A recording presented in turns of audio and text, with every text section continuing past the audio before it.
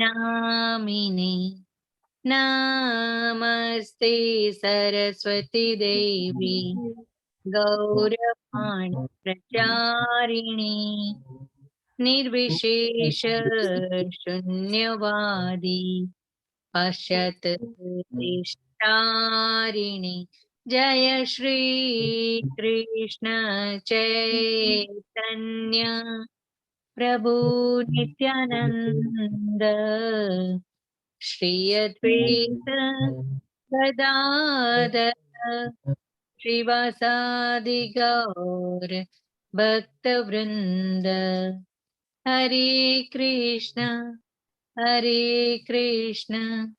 कृष्ण कृष्ण हरे हरे हरे राम राम राम हरे हरे हरे कृष्ण। श्रील प्रभुपाद ની જય, સર્વને જય શ્રી કૃષ્ણ। हरे कृष्ण माताजी, धन्यवाद माताजी। हरे कृष्ण। जय श्री कृष्ण। બધાને હું મ્યુટ કરી દઉં છું સ્ટાર્ટિંગમાં જ, બધા પોતપોતાને મ્યુટ રાખજો જેથી બેકગ્રાઉન્ડ અવાજ ઓછો આવે આપણે। ઓકે, તો આજે આપણે શરૂ કરીએ શ્રીમદ ભગવદ ગીતાનો અધ્યાય નંબર 7, જેનું નામ છે આપણે જ્ઞાન વિજ્ઞાન યોગ। આ અધ્યાયમાં ભગવાન શ્રી કૃષ્ણ આપણને પોતાના બારામાં બહુ સરસ મજાનું જ્ઞાન આપશે।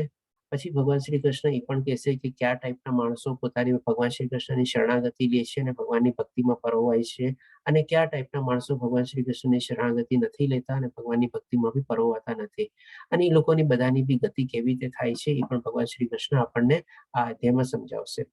અને સાથે સાથે આપણે આ અધ્યાયને આપણે જ્ઞાન વિજ્ઞાન યોગ એટલા માટે કહીએ છીએ। જ્ઞાન જેમ કે ચોથો અધ્યાય હતો જ્ઞાન યોગ, અને વિજ્ઞાન એટલે કે વિશેષ જ્ઞાન, એટલે કે આમાં ભગવાન શ્રી કૃષ્ણ આપણને સાથે સાથે આપણને અનુભૂતિ બી કરાવશે। જે જ્ઞાન આપણને આપશે એટલે કે પ્રેક્ટિકલી આપણે એ અને કેવી રીતે ભગવાનને આપણે અનુભવી શકીએ છીએ, કેવી રીતે આપણે ભગવાનની પ્રેઝન્સ સમજી શકીએ છીએ એ પણ આપણને કહેશે। તો આ રીતે આપણે ભગવાન શ્રી કૃષ્ણ દ્વારા આપણે સમજીએ કે અધ્યાય 7માં જેમાં જ્ઞાન વિજ્ઞાનીઓ ભગવાન શ્રી કૃષ્ણ આપણને કહેવા જઈ રહ્યા છે। અને આ અધ્યાય જે છે અર્જુનના કોઈ પ્રશ્ન દ્વારા શરૂ નથી થતો, પરંતુ ભગવાન શ્રી કૃષ્ણ સામેથી કહે છે। જેમ ચોથા અધ્યાયમાં ભગવાન શ્રી કૃષ્ણ સામેથી જ્ઞાન પ્રદાન કરે છે એવી રીતે। તો 7મા અધ્યાયના પહેલા શ્લોકમાં ભગવાન શ્રી કૃષ્ણ કહે છે, પૂર્ણ પુરુષોત્તમ પરમેશ્વર બોલ્યા, એ પૃથાપુત્ર એટલે કે અર્જુન, હવે સાંભળ કે તું કેવી રીતે મારી ભાવનાથી પૂર્ણ રહી અને મનને મારામાં અનુરક્ત કરીને યોગાભ્યાસ કરતો રહી અને સંપૂર્ણપણે સંદેહ રહિત થઈને જાણી શકીશ। એટલે કે આ શ્લોકમાં ભગવાન શ્રી કૃષ્ણ આપણને 3 ચીજ કહે છે કે જો તું આવી રીતે કરીશ તો તું મને સંપૂર્ણ રીતે જાણી શકીશ અને મારા બારામાં તું મને ઓળખી બી શકીશ। તો સૌ પ્રથમ કઈ ચીજ? પહેલી ચીજ કે જે ભગવાન શ્રી કૃષ્ણ કહે છે કે હવે સાંભળ, એટલે કે ધ્યાનથી હવે સાંભળ। હવે સાંભળવાની બી છે ને બહુ સરસ મજાની પ્રક્રિયા છે। આપ લોકોને કદાચ ખબર હશે કે નોર્મલી આપણે 5 થી 6 ટાઈપથી આપણે કોઈ બી વાર્તાને કે કોઈ બી માણસને આપણે સાંભળી શકીએ। હવે જેમાં આપણે સૌપ્રથમ આપણે કહેવાય છે કે ભાઈ એટેન્ટિવ લિસનિંગ, એટલે કે ધ્યાનથી કોઈને સાંભળવું, એટલે કે કોઈ માણસ કંઈ કહેતું હોય આપણે એને સરસ રીતે સાંભળવાનું। કાંઈ પછી આપણે ડાઉટ કન્ફ્યુઝન કે હોય પછી જ્યારે પૂર્ણ કરે ત્યારે પછી આપણે એને પૂછીએ, એ પ્રમાણે આપણે નોટ કરતા રહીએ છીએ, સરસ રીતે આપણને ક્લિયર થાય એ આપણે બી નોટ કરીએ, અને આવી રીતે બધી રીતે આપણે સરસ રીતે સાંભળીએ। અને એનાથી વિપરીત આપણે શું હોય છે, ઘણીવાર ઇગ્નોર્ડ લિસનિંગ હોય છે કે ભાઈ સામેવાળો માણસ બોલતો હોય અને શું આપણે આપણા કોઈ અલગ કામમાં પ્રવૃત્ત હોઈએ, કાં મોબાઈલમાં કેમાં જોતા હોઈએ, કાં બીજી ચીજ કંઈ જોતા હોઈએ, અને સામેવાળો ખાલી બકબક કરતો હોય ને એવી રીતે હોય છે। આને કહેવાય છે ઇગ્નોર ટાઈપની લિસનિંગ। અને એવી જ રીતે હજી બીજા 3-4 પ્રકાર છે સાંભળવાના। તો આપણે સૌએ બધા અહીંયા શું છે એટેન્ટિવ લિસનિંગ અથવા ધ્યાનથી સાંભળવાનું છે। જે ભગવાન શ્રી કૃષ્ણ અર્જુનને કહે છે કે હવે તું સાંભળ કે કેવી રીતે મારી ભાવનાથી પૂર્ણ રહી, એટલે કે સંપૂર્ણ રીતે ભગવાનના આપણે ભાવના લગાડવાની છે, પ્રેમ લગાડવાનો છે, લાગણી લગાડવાનું છે, અને એવી રીતે આપણે સાંભળવાનું છે। અને બીજી ચીજ કે છે કે મનને મારામાં અનુરક્ત કરીને, એટલે કે ડેફિનેટલી આપણે જેમ સોયમાં દોરો પરોવતા હોઈએ એવી રીતે આપણા મનને બી આપણે એમાં સરસ રીતે એમાં પરોવવાનું છે આપણે। અને શેમાં પરોવાનું છે એ પણ સાથે કહે છે.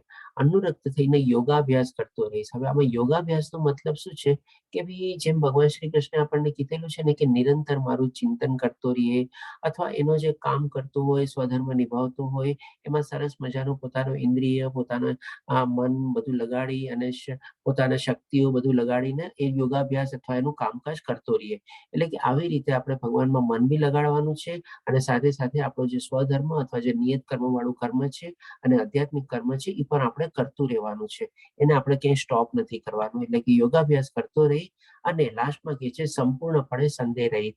એટલે કે આ બધું જે જ્ઞાન આપણને ભગવાન શ્રી કૃષ્ણ ભગવદ્ ગીતા દ્વારા જે દઈ રહ્યા છે અર્જુનના મારફત દ્વારા, એમાં ક્યાંય બી આપણે શું છે ડાઉટ અથવા એવી રીતે સંશય એટલે કે શું ઇન્વેસ્ટિગેશન ટાઈપનું અથવા તો ડાઉટ કરીને આપણે જોવાનું નથી. કારણ કે આખું જે જ્ઞાન જે છે ને એ એઝ ઇટ ઇઝ યથાર્થ રૂપે આપણે 5000 વર્ષોથી આપણે મેળવી રહ્યા છીએ. અને ભગવાન શ્રી કૃષ્ણે જે જ્ઞાન આપ્યું છે એ 700 એ 700 શ્લોકમાં આજ સુધી બી કોઈ એમાં કોઈ ગ્રામેટિકલ કે મિસ્ટેક કે સ્પેલિંગ મિસ્ટેક કે કોઈ ચીજ એમાં ગોતી નથી શક્યું. અને જે ભગવાન શ્રી કૃષ્ણે જ્ઞાન આપેલું છે એના બધા મેં પુરાવા સાથે આપેલું છે, અને બધી રીતે સમજાવેલું છે. બધી રીતે આ બાજુ બી સમજાવ્યું છે, પેલી બાજુ બી સમજાવ્યું છે, જે પ્રોબ્લેમ છે પોતે એડમિટ બી કર્યા છે, એનું સોલ્યુશન બી આપેલું છે, દાખલા તરીકે બી સમજાવેલું છે, પ્લસ સાથે કોઈ કોઈ જગ્યાએ કમ્પેરિઝન આપીને બી સમજાવેલું છે. એટલે કે આ સંપૂર્ણ જ્ઞાન છે અને બધી જગ્યાએ આપણને પુરાવા એના મળી જાય છે. એટલે કે આમાં કોઈ જાતનું કોઈ ડાઉટ કરવા જેવું રહેતું નથી. આપણે જે ક્વેશ્ચન પૂછીએ એ પણ સરસ રીતે આપણે જેમ અર્જુન પૂછે છે વિનમ્ર ભાવે અને વિવેકપૂર્વક, કે ભાઈ કન્ફ્યુઝન અને ડાઉટ હોય, આપણે કન્ફ્યુઝન હોય તો આપણે ક્લિયર કરીએ. પણ ઇન્વેસ્ટિગેશન ટાઈપથી અથવા સંશય રૂપે આપણે જો પૂછીએ ને તો એ આપણે નોર્મલી આપણે અલગ રીત કહેવાય, ખોટી રીત કહેવાય આમ કહીએ તો.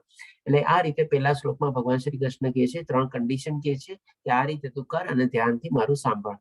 પછી હવે બીજા શ્લોકમાં ભગવાન શ્રી કૃષ્ણ કહે છે કે હવે હું તને દિવ્ય પૂર્ણ રૂપે ઇન્દ્રિય ગમ્ય અને દિવ્ય એમ બંને જ્ઞાન કહીશ. એટલે કે આપણે ઇન્દ્રિયોને બી ગમશે અને સાથે સાથે આ દિવ્ય જ્ઞાન એટલે કે આધ્યાત્મિક જ્ઞાન ભગવાન શ્રી કૃષ્ણ અહીંયા દેવા જઈ રહ્યા છે. અને આ જાણ્યા પછી તારે જાણવા યોગ્ય કશું જ બાકી રહેશે નહીં. હવે આમ ભગવાન શ્રી કૃષ્ણ શું કામે કહે છે કે નોર્મલી શું છે કે ભાઈ આપણે આ ભૌતિક દુનિયામાં બધી અલગ અલગ આપણે જ્ઞાન મેળવીએ છીએ. હોઈ શકે કોઈ આપણે ડિગ્રી મેળવી, graduation, masters, PhD, diploma, professional degree ને બધું. પણ જ્યાં સુધી આપણે આધ્યાત્મિક જ્ઞાન નથી મેળવેલું ને ત્યાં સુધી આ બધું જ્ઞાન કેળવેલું જે આપણે મેળવેલું જે છે એ આપણને છે ને થોડુંક જ આપણને લિમિટેડ આપણને બેનિફિટ આપે છે. એ ખાલી આપણે ભૌતિક બધી જરૂરિયાતો પૂરી કરવા માટે. પણ જેવું આપણે આધ્યાત્મિક જ્ઞાન મેળવી લઈએ છીએ ત્યાર પછી આપણને લાગે છે કે ભાઈ આ બધું જ્ઞાન એની સામે કઈ છે નહીં અને કઈ યુઝ બી નથી આપણે. અને આ બધું જે ભૌતિક દુનિયાનું જ્ઞાન છે એ બધું અધૂરું જ્ઞાન છે, પૂર્ણ જ્ઞાન નથી આપણે. એટલા જ માટે તો આજની તારીખમાં બી બધા જ્ઞાનમાં શું છે કન્ટિન્યુઅસલી અપગ્રેડેશન અને ડેવલપમેન્ટ અપડેશન થતું રહેતું હોય છે. જેમ આપણે ચીજ વસ્તુમાં બી અપગ્રેડેશન થતું હોય છે, જેમ કે મોબાઈલ બધા નવા નવા આવ્યા, ટેકનોલોજીમાં બધું ચેન્જીસ થયું, એવી રીતે જે બધા ભણીએ છીએ એમાં પણ આપણે કન્ટિન્યુઅસલી અપગ્રેડેશન અપડેશન ચાલતું હોય છે. જેમ આપણે એક એક્ઝામ્પલ લઈએ, માની લો કોઈ સર્જન બન્યો.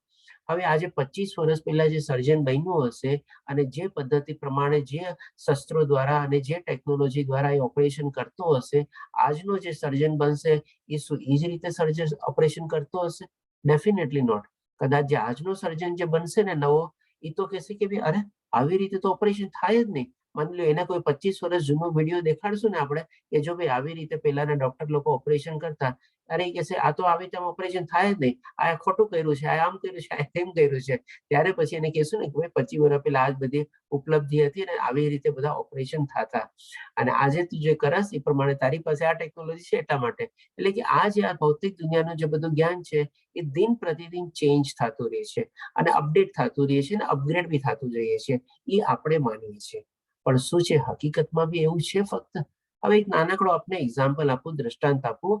જેમ ત્યારે રાવણ સાથે યુદ્ધ કરતા હતા અને લક્ષ્મણજી મૂર્છિત થઈ ગયા, ત્યારે એ ટાઈમમાં બી લોકો પાસે, વૈદરાજા પાસે એવી બધી જડીબુટ્ટોનું બધું જ્ઞાન હતું કે જેને એ લોકો મૂર્છિત અવસ્થામાંથી બી સજીવ તરીકે પૂરી કરી સારી રીતે કરી શકતા હતા. ત્યારે આજની તારીખમાં જ બી આપણે માની લો મૂર્છિત અવસ્થાને થોડું ઘણું આપણે કોમા સાથે કમ્પેર કરીએ તો આજની તારીખમાં તો ટેકનોલોજી હજી ઘણી બધી પાછળ આપણે કહી શકીએ. એકવાર માણસ પેશન્ટમાં વયો જાય એટલે ડોક્ટર બી લોકો ઘણી વાર હાથ ઊંચા કરી દે છે કે ભાઈ કઈ કહેવાય નહીં આ સ્થિતિમાં તો. ખબર નહીં શું થશે, એવી રીતે કઈ ખબર નથી પડતી, કેટલો ટાઈમ લાગે, થાય કે ન થાય બી એની કઈ ગેરંટી નહીં. તો હવે મને કહો, આપણે ટેકનોલોજી અને જ્ઞાન પ્રમાણે આગળ વધ્યા છીએ કે પાછળ વધ્યા છીએ? આપણે પોતે જ ડિસાઈડ કરવાનું છે એ રીતે. એટલા માટે છે કે ભાઈ જ્યાં સુધી આપણે ભૌતિક દુનિયાનું બધું જ્ઞાનને મેળવીએ છીએ, પણ આપણે જ્યાં સુધી આધ્યાત્મિક જ્ઞાન નથી મેળવેલું ત્યાં સુધી આપણને આ ભૌતિક દુનિયાનું કોઈ ક્યાંય જ્ઞાન આપણને એટલું મહત્વનું રહેતું નથી. અને જ્યારે આપણે આધ્યાત્મિક જ્ઞાન મેળવી લઈએ છીએ ત્યારે બી પછી આપણને સમજાઈ જાય છે કે આ બધું જ્ઞાન તો એની સામે કાંઈ નથી. ઓકે, આ બધું જ્ઞાન તો ઠીક છે, ઓકે ટેમ્પરરી છે, થોડો ઘણો બેનિફિટ મને આપ્યો, કારણ કે ભૌતિક દુનિયાનું જે જ્ઞાન જે છે એ આપણને સાથે નથી જવાનું, આપણને ઉચ્ચતર લોક તરફ નથી લઈ જવાના. પણ જો આધ્યાત્મિક જ્ઞાન આપણે કેળવેલું હશે ને તો એ આપણી ઉચ્ચતર લોક ઉપર લઈ જશે, આપણી આત્માની ઉન્નતિ કરશે, અને એ જ્ઞાન બી આપણી સાથે જશે, અને એ જ્ઞાન આપણને આવતા જન્મમાં બી આપણને બેનિફિટ કરશે. પણ આ ભૌતિક દુનિયાનું જ્ઞાન કોઈ આપણને કાંઈ બેનિફિટ નહીં થાય, એ કોઈ જગ્યાએ કેરી ફોરવર્ડ નથી થતું, પણ આધ્યાત્મિક જ્ઞાન આપણું હંમેશા કેરી ફોરવર્ડ થાય છે. આ રીતે ભગવાન શ્રી કૃષ્ણ કહે છે કે આ જાણ્યા પછી તારે જાણવા યોગ્ય કશું જ બાકી રહેશે નહીં. હવે પછી ત્રીજા શ્લોકમાં ભગવાન શ્રી કૃષ્ણ કહે છે કે હજારો મનુષ્યમાંથી કોઈ એક સિદ્ધિ પામવા પ્રયત્ન કરે છે. એટલે કે જે આધ્યાત્મિક જ્ઞાન જે છે એ પ્રાપ્ત કરવા માટે હજારો લાખો માણસોમાંથી અમુક માણસો શું છે કે ભાઈ એના માટે આપણે તૈરસા થાય છે કે ભાઈ ચાલો એની તરસ લાગી છે અને એ પ્રાપ્ત કરવાની કોશિશ કરે છે. અને પછી હજી આગળ કહે છે કે અને આ પ્રમાણે સિદ્ધિ પ્રાપ્ત કરનારાઓમાંથી ભાગ્યે જ કોઈ એક મને વાસ્તવમાં જાણી શકે છે. માની લો થોડા ઘણા ऐसा ગણ્યા ગાંઠ્યા એ લોકો આધ્યાત્મિક માર્ગ અપનાવ્યો અને એમાં આગળ વધવાની કોશિશ કરી અને થોડી ઘણી સિદ્ધિ પ્રાપ્ત કરી, પછી કાં તો થાકી જાય, કાં તો પછી એનો સમય આવી જાય અને જવાનો, અને યાત્રા પૂરી થઈ ગઈ, એટલે આધ્યાત્મિક જ્ઞાનનું ત્યાં પૂરું થઈ ગયું. પછી હોય શકે આવતા જન્મમાં એ પાછું કેરી ફોરવર્ડ થશે, ત્યાંથી આગળ વધારશે, અલગ વાત છે. પણ જે અલ્ટિમેટલી ભગવાનને પ્રાપ્તિ સુધીનું જે જ્ઞાન જે છે અને ત્યાં સુધીની જે કોશિશ છે એમાંથી હાર્ડલી કોઈ એક બિરલો જે છે એ આમાં સફળતા પામી શકે છે. એ રીતે ભગવાન શ્રી કૃષ્ણ બતાવે છે અહીંયા. તો આપણે જોયું કે અહીંયા પહેલા, બીજા અને ત્રીજા શ્લોકમાં ભગવાન શ્રી કૃષ્ણ કેટલું સરસ રીતે પહેલા જે જ્ઞાન આપવા જઈ રહ્યા છે એના બારામાં સંક્ષિપ્તમાં બતાવે છે. પહેલા શ્લોકમાં ભગવાન શ્રી કૃષ્ણ કહે છે કે ભાઈ આટલી તારી એલિજિબિલિટી કન્ડિશન હોવી જોઈએ, એટલે કે જો આવી રીતે તું સરસ રીતે સાંભળીશ તો તને એ જ્ઞાન પ્રાપ્ત થશે, એ રીતે સમજાવે છે. પછી બીજા શ્લોકમાં કહે છે કે ભાઈ તને એ દિવ્ય, તારી ઇન્દ્રિયને બી ગમશે અને તને દિવ્ય જ્ઞાન છે એ પણ હું તને દઈ રહીશ, અને જે છે એ જ્ઞાન પ્રાપ્ત કરીને તારે બીજું કંઈ જાણવા જેવું બી રહેશે નહીં. એટલે કેટલું ઇમ્પોર્ટન્ટ જ્ઞાન છે ભગવાન શ્રી કૃષ્ણ એને બતાવે છે.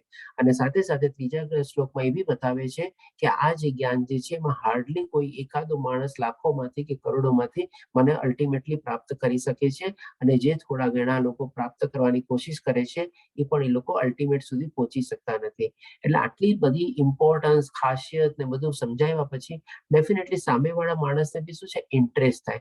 અરે વાહ, આટલું સરસ જ્ઞાન છે, મારી ઇન્દ્રિયનો બી ગમશે, દિવ્ય જ્ઞાન બી છે, એ જ્ઞાન જાણવા પછી મને બીજું કઈ જાણવાનું બી જાણી રહે, અને આમાં સક્સેસ રેશિયો બી આટલો ઓછો છે, બહુ ઓછા લોકોએ પ્રાપ્ત કર્યું છે. અરે વાહ, આટલું જો સરસ જ્ઞાન હોય તો ચાલ ને હું બી મેળવું. એટલે આપણને પણ શું છે, ક્યુરિયોસિટી જામે. એટલે કે આપણે શું સરસ મજાની એક શિષ્યની બહુ સારી લક્ષણ છે કે સામેવાળા જે છે એનો જે શિષ્ય ગુરુના લક્ષણ છે કે સામે જે શિષ્ય જે છે એનામાં ઇન્ટરેસ્ટ જગાડે, એનામાં ક્યુરિયોસિટી જગાડે, એમાં રસ જગાડે, કે જેથી કરીને એ જે જ્ઞાન દેવા રહી રહ્યા છે એમાં એને રસ પડે અને એમાં એ સરસ રીતે સાંભળે અને એમાં પ્રવૃત્ત થાય. આ રીતે આપણે ભગવાન શ્રી કૃષ્ણ એ રીતે પેલા સમજાવે છે 3 શ્લોકમાં. હવે આપણે જોઈએ કે હવે આપણે આધ્યાત્મિક જ્ઞાન લેવાની શરૂઆત કરી રહ્યા છે ભગવાન શ્રી કૃષ્ણ પાસેથી 4થા શ્લોકથી. તો એની પહેલા આપણે પણ કંઈક બેઝિક એલિજિબિલિટી અથવા કન્ડિશન હોય એ શું છે એ આપણે જોઈ લઈએ.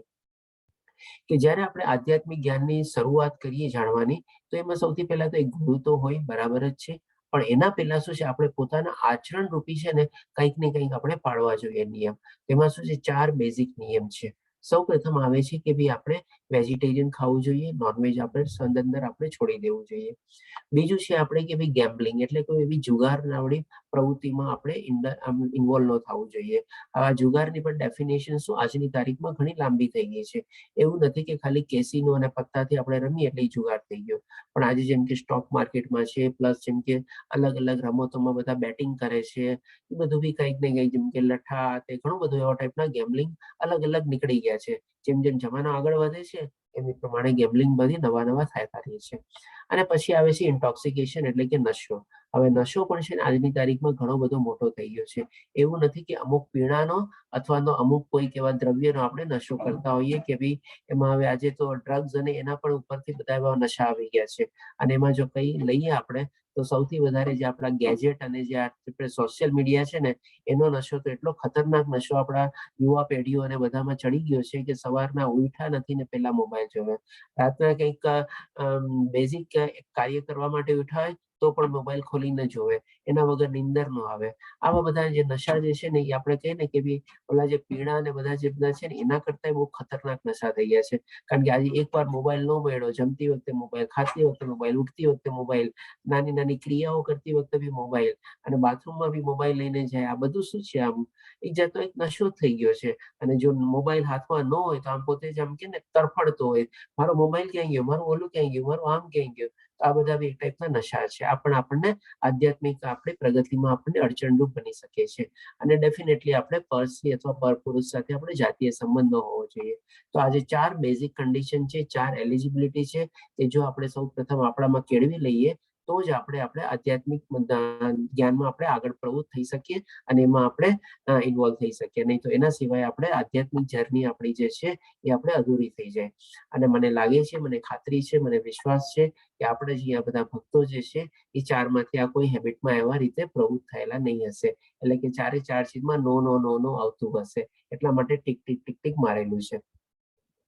તો હવે જોઈએ કે ભગવાન શ્રી કૃષ્ણ ચોથા શ્લોકથી જે આજના જ્ઞાન વિજ્ઞાન યોગનું જે દિવ્ય જ્ઞાન પ્રદાન કરવા જઈ રહ્યા છે એ આપણે જોઈએ. સૌપ્રથમ પહેલા ભગવાન શ્રી કૃષ્ણ કહે છે પૃથ્વી, જળ, અગ્નિ, વાયુ, આકાશ, એટલે કે 5 વ્યક્તરૂપ છે. મન, બુદ્ધિ તથા અહંકાર એ 8 મારી વિભિન્ન ભૌતિક શક્તિઓ છે.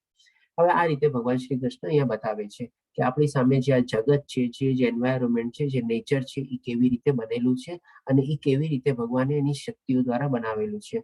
આપ લોકો જ્યારે લેવલ 2માં જોઈન થશો, અને મને ખાતરી છે કે આપ શું લેવલ 2માં જોઈન થશો, ત્યારે આપણે જે અહીંયા વિભિન્ન ભૌતિક શક્તિઓ છે ને એના બારામાં બી જાણશું કે ભગવાનની કેટલી ટાઈપની શક્તિઓ હોય છે અને એ શક્તિઓ દ્વારા એ શું શું કરે છે. આપણે સૌપ્રથમ આપણે ખાલી અહીંયા પૂરતું સમજી લઈએ કે આજે આપણે 5 આપણે જે તત્વ જે છે પૃથ્વી, જળ, અગ્નિ, વાયુ અને આકાશ, કે જેમાં આપણે ઇન્દ્રિયો અને ઇન્દ્રિયના વિષયો એમાં પ્રવૃત્ત થયેલા હોય છે.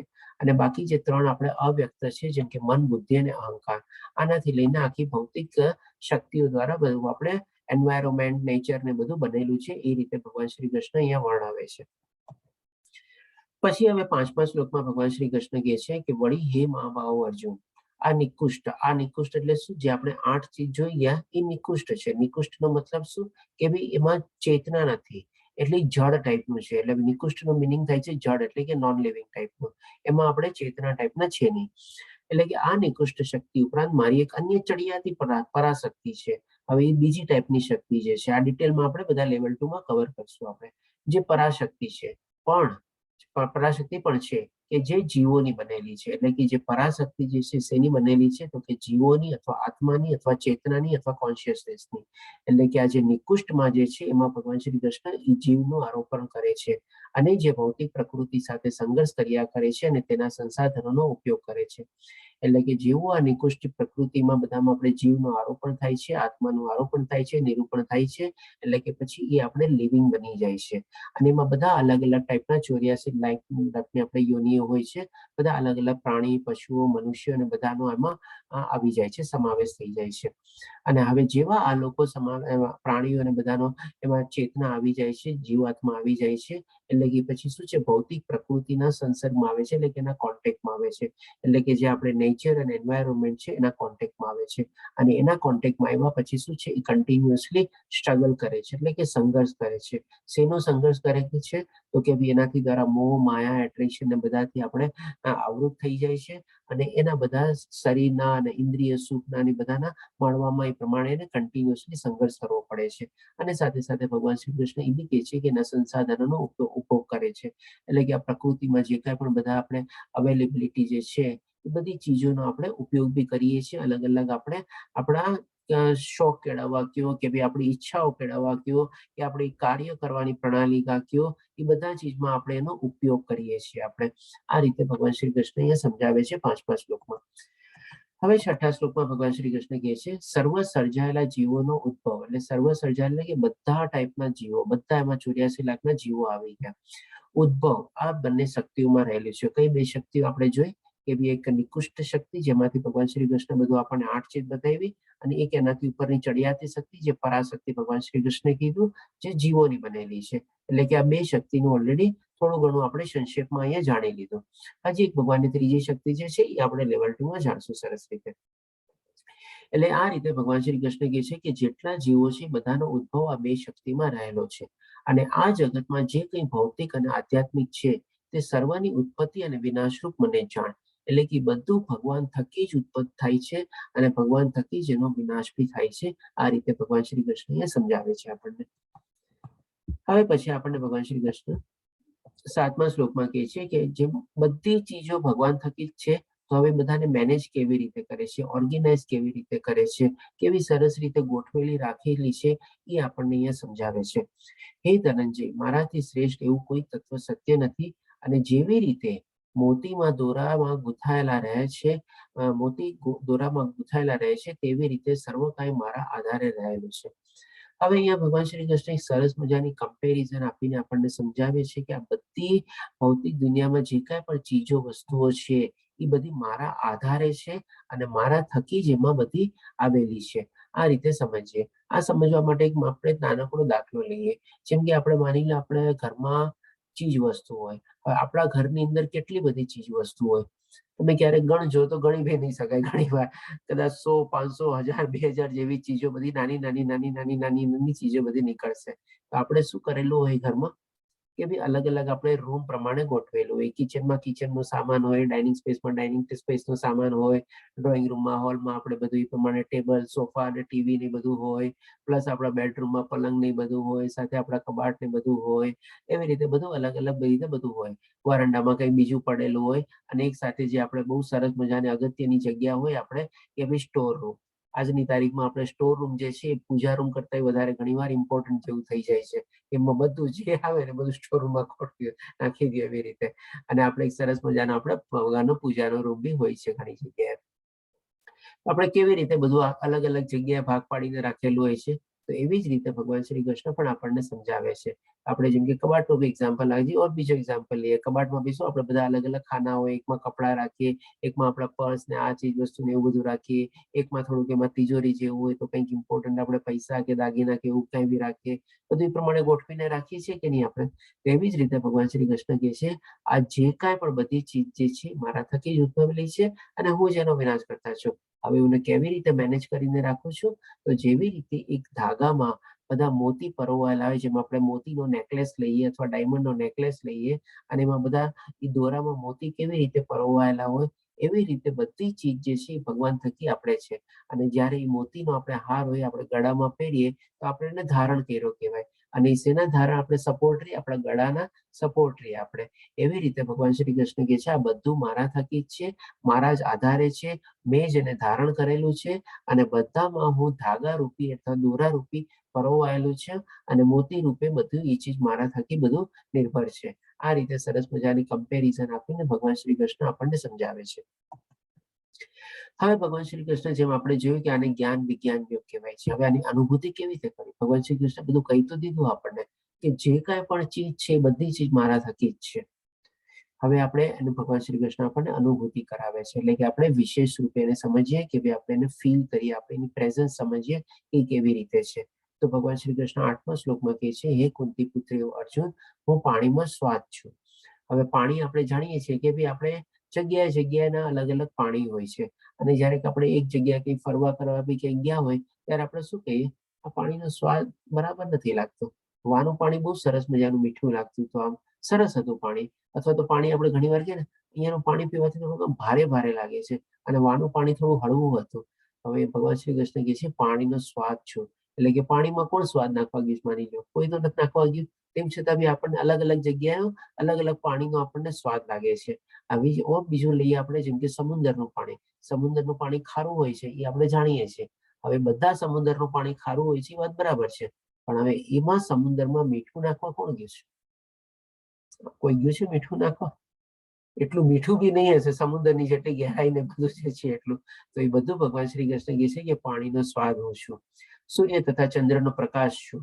આપણે જોઈએ છીએ કે આપણા મોબાઈલને બી આપણે 2-3 કલાક યુઝ કર્યો હોય પછી પાછો આપણે ચાર્જમાં એમાં લગાડવો પડે છે. અને ક્યારેક ક્યારેક બેટરી વધારે ચાલતી હોય તો 7-8 કલાક ચાલે છે, પછી પાછું ચાર્જમાં તો લગાડવો જ પડે છે. તો એવી જ રીતે આજે સૂર્ય અનાદિકાળથી આપણને પ્રકાશ આપે છે, આપણને તાપ આપે છે, બધું આપે છે. તો એને ચાર્જ કરવા કોણ ગયું છે? તો ભગવાન શ્રી કૃષ્ણ જ છે એકચ્યુઅલી. ભગવાન શ્રી કૃષ્ણ પોતે જ કહે છે કે સૂર્ય અને ચંદ્રનો પ્રકાશ હું છું, એનો તાપ બી હું જ છું બધું. પછી વૈદિક મંત્રોમાં ઓમકાર. ઘણા લોકો કહે છે કે વેદોમાં તો ભગવાન શ્રી કૃષ્ણનું કઈ નામ છે નહીં. ચાલો ભગવદ્ ગીતા આપણે માની લીધું કે ભગવાન શ્રી કૃષ્ણના કંઠસ્થથી નીકળેલી છે, પણ આ લોકો બધા જે ઘણા લોકો માયાવાદી ને જે નિરાકારવાદી ને બધા હોય છે ને, એ લોકો આવા પ્રશ્ન બી કરે છે કે વેદોમાં ક્યાં છે ભગવાન શ્રી કૃષ્ણ? તો અહીંયા ભગવાન શ્રી કૃષ્ણ પોતે જ કીધેલું છે કે વેદોમાં મંત્રોમાં ઓમકારો છું. વેદોમાં આપણા બધા જે છે મંત્રો ઓમ થી શરૂ થાય છે. તો એ ઓમ શું છે? તો કે ઓમ હું પોતે શ્રી કૃષ્ણ ભગવાન જ છે. આપણે આકાશમાં શબ્દ એટલે કે આકાશમાંથી આપણે ધ્વનિ પાસ થાય છે, અવાજ પાસ થાય છે, તો એ પણ હું જ છું. અને મનુષ્યમાં સામર્થ્ય એટલે કે આપણે મનુષ્ય પાસે જે કાંઈ પણ છે એ બધું ભગવાન થકી જ છે. આપણે ખોટે ખોટો આપણો સ્વામિત્વ ભાવ અને આપણો માલિકીનો ભાવ આપણે કેળવવાની કોશિશ કરીએ છીએ કે ભાઈ આ મારું છે, આ માણસો મારા છે, આ મારી આ છે, આ મારું ઓલું છે, એવી રીતે. પણ એ બધું ભગવાનનું જ દીધેલું છે. આપણે એના જ આપણે કૃતજ્ઞ થવું જોઈએ. આ રીતે ભગવાન શ્રી કૃષ્ણ અલગ અલગ ચીજ કહે છે. 9મા શ્લોકમાં બી આપણને કહે છે કે પૃથ્વીની આદ્ય સુગંધ અને અગ્નિની ઉષ્ણતા છું. એટલે કે આપણે જોઈએ છીએ કે ઘણી આપણે જેમ કે સૌથી પહેલો વરસાદ પડે ત્યારે આપણે માટીમાં ઉપર જ્યારે વરસાદ પડે કેવી સરસ સુગંધ આવે. શહેરોમાં કદાચ ઓછું આપણને ફીલ થાય, પણ જ્યારે કોઈક નાના સેન્ટરમાં કે એમાં જઈએ તો એની સરસ મજાની માટીની સુગંધ આવે. એવા નાના સેન્ટરમાં તો વગર વરસાદે બી આપણે જેમ પહેલી વાર ગામડામાં કે ક્યાંક આપણે પગ મૂકીએ તે ટાઈપની આપણને અલગ સ્મેલ આવે, આપણને અલગ સુગંધ આવે. આમ ઘણી વાર આપણને આનંદ બી થાય. આપણે તો એ બધી જે સુગંધ જે છે પૃથ્વીની આદ્ય સુગંધ બી હું જ છું એ રીતે કહે છે. અને અગ્નિની ઉષ્ણતા અથવા તો તાપ, જ્યારે બી અગ્નિ હોય છે, નાની હોય અગ્નિ હોય કે મોટી અગ્નિ હોય, એના બે કેરેક્ટરિસ્ટિક છે. એક તો થોડોક પ્રકાશ આપે અને થોડોક તાપ બી આપે. મોટી અગ્નિ હોય તો મોટો પ્રકાશ ને મોટો તાપ આપે. તો એ ક્યાંથી આવે છે? એ પણ ભગવાન શ્રી કૃષ્ણ કહે છે હું પોતે જ છું. પછી કે છે હું જીવ માત્રનું જીવન અને તપસ્વીનું તપ છું. આપણામાં ડેફિનેટલી જો આત્માનું નિરૂપણ થાય છે, જે ચડિયાતી શક્તિ દ્વારા ભગવાન શ્રી કૃષ્ણ કહે છે, તો જ આપણે જીવિત છીએ. એટલે કે આપણે આ શરીરની અંદરમાં જે આત્મા જે છે એ જ આપણું જીવન છે. જ્યાં સુધી ચેતના છે, જે આત્મા છે આપણી અંદર, ત્યાં સુધી આપણું શરીર છે. જેવું આત્મા એમાંથી નીકળો, શરીર તો ઢગલો પડીને આખું નીચે જ પડી જવાનું છે. એનું કોઈ મહત્વ કે કઈ છે નહીં. અને તપસ્વીનું તપ છે, એટલે કે તપસ્વી લોકો જે તપ કરે છે એ પણ ભગવાન શ્રી કૃષ્ણ પોતે જ છે. આ રીતે ભગવાન શ્રી કૃષ્ણ આપણને સમજાવે છે. હવે આપણે 7, 8, 9, 10 એટલે 8, 9, 10, 11 4 શ્લોકનું આપણે સમરી જોઈ લઈએ. આપણે એકવાર આપણે તપ સુધી કવર કર્યું, પછી ભગવાન શ્રી કૃષ્ણજી 10મા અને 11મા શ્લોકમાં બી આપણે થોડું ઘણું વર્ણવે છે કે ભાઈ આપણે તમામ અસ્તિત્વમાં બીજ હું છું. એટલે કે મૂળ જે પિતારૂપી જે બીજ હોય એ ભગવાન શ્રી કૃષ્ણ પોતે જ પ્રદાન કરે છે. એ આપણે આગલા અધ્યાયમાં બી એકવાર એ શ્લોક અલગથી બી આવશે. આપણે બધા લોકોમાં જે માણસો હોશિયાર હોય છે, એ લોકો જે બુદ્ધિ કે છે, એ બુદ્ધિ પણ ભગવાન શ્રી કૃષ્ણ પોતે જ છે. બધી શક્તિશાળી માણસમાં જે સામર્થ્ય સમજી ગયા આપણે, એવી રીતે પરાક્રમ ને બધું જે કાંઈ પણ છે ભગવાન શ્રી કૃષ્ણ દ્વારા જ આપણને મળેલું છે. અને એવી જ રીતે જે મજબૂત, જુસ્સો, ઈચ્છાથી વંચિત આ બધી જે આપણે છે શક્તિઓ અલગ અલગ ટાઈપની, કોઈકને બુદ્ધિની શક્તિ હોય, કોઈકને શારીરિક શક્તિ હોય, કોઈકને પૈસાની શક્તિ હોય, કોઈકને પોતાની સુંદરતાની શક્તિ હોય, એ બધી અલગ અલગ શક્તિઓ જ આવી ગઈ. તો એ બધી જે શક્તિ પણ છે એ ભગવાન શ્રી કૃષ્ણ દ્વારા જ આપેલી છે. આજે તમે મને કહો કોઈ પણ માણસ સુંદર હોય કે હેન્ડસમ હોય, એમાં એનું પોતાનું યોગદાન શું છે? કાંઈ નથી. ભગવાન શ્રી કૃષ્ણ દ્વારા જે આવેલું છે એની સુંદરતાને એનું આપણે હેન્ડસમ ને બધું જે છે એ પ્રમાણે આ બધું જ ભગવાન શ્રી કૃષ્ણ દ્વારા જ આવેલું છે આપણને. હવે ભગવાન શ્રી કૃષ્ણ થોડો બીજો ટોપિક લે છે. હવે જે આપણે ભગવાન શ્રી કૃષ્ણ કહે છે કે પેલા આપણને 2 ટાઈપની શક્તિ સમજાવી. હવે એક હજી આપણે પ્રકૃતિમાં છે ને ઓલરેડી એક આપણે સોફ્ટવેર ઇન્સ્ટોલ્ડ છે. હવે એ સોફ્ટવેર શું છે કે ભાઈ આપણે પ્રકૃતિના 3 ગુણો, જે ગુણોત્તરી વિભાગયોગમાં આપણે 14મા અધ્યાયમાં બહુ સરસ રીતે આપણે કવર કરી લેશું. અને એ સોફ્ટવેરના શું છે 3 પાર્ટ છે. જેમ આપણે કે ભાઈ સતોગુણ, રજોગુણ અને તમોગુણ. જેમ માની લો આપણા કમ્પ્યુટર અથવા લેપટોપમાં કે આપણા મોબાઈલમાં આપણે વિન્ડોઝ ડાઉનલોડ કરી લઈએ, એટલે કે આપણું સોફ્ટવેર આપણે ડાઉનલોડ કરી લીધું, પછી એમાં મેઇન 3 પાર્ટ ક્યાં હોય કે ભાઈ આપણને વર્ડ ફાઇલ મળે, એમાં બધી એક્સેલ મળે અને પાવર પોઈન્ટ મળે. એવી રીતે પણ આ જે આખું સોફ્ટવેર જે છે વિન્ડોઝના સોફ્ટવેર રૂપી આ પ્રકૃતિમાં ઓલરેડી એક આપણે ભૌતિક પ્રકૃતિમાં ભગવાન શ્રી કૃષ્ણે આ ત્રિગુણી માયા ઓલરેડી વ્યાપિત કરેલી છે. અને એ ત્રિગુણી માયાના 3 પાર્ટ છે. કે સતોગુણ, રજોગુણ અને તમોગુણ. અને એના દ્વારા આખું જે જગત જે છે બધું મોહ પામી જાય છે. એટલે કે આપણે કહીએ ને કે કઠપુતલીની જેમ આપણને આ ત્રિગુણી માયા આપણને નચાવી રાખે છે અને આપણે એના બંધનમાં આવી જઈએ છીએ અને નાયચા કરીએ છીએ આપણી આખી જિંદગી. આ રીતે ભગવાન શ્રી કૃષ્ણ કહે છે 3 ગુણો સત્વ, રજ તથા તમ દ્વારા મોહ પામેલું આ સમગ્ર જગત, એટલે આખું જગત એમાં મોહ પામેલું છે. જો મોહ પામેલું ન હોત તો બધા લોકો જ આધ્યાત્મિક રસ્તામાં આગળ વધ્યા હોત.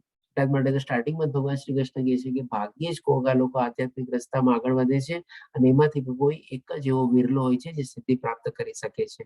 તો આ મોહના કારણે આપણે લોકો એમાં આગળ વધી નથી શકતા અને એ પણ નથી જાણતા સાથે સાથે કે ભાઈ ગુણાતીત અને અવિનાશી એવા મને જાણતું નથી. એટલે કે મને એટલે કે ભગવાન શ્રી કૃષ્ણને જાણતું નથી. જે ભગવાન શ્રી કૃષ્ણની 2 ખાસિયત બતાવે છે અહીંયા, ગુણાતીત એટલે કે આ 3 ગુણોથી ઉપર છે. કારણ કે 3 ગુણો ભગવાન શ્રી કૃષ્ણ દ્વારા સંચાલિત છે, ભગવાન શ્રી કૃષ્ણ દ્વારા જ નિયંત્રિત છે અને એ એની ઉપર છે આપણે. અને સાથે સાથે અવિનાશી બી છે, જે આપણે ચોથા અધ્યાયમાં બી જાણી ગયા હતા. અહીંયા આપણે ફોટોમાં બી જોઈ શકો છો આ ત્રિગુણી માયા જે છે અને એની ઉપરમાં ભગવાન શ્રી કૃષ્ણ છે.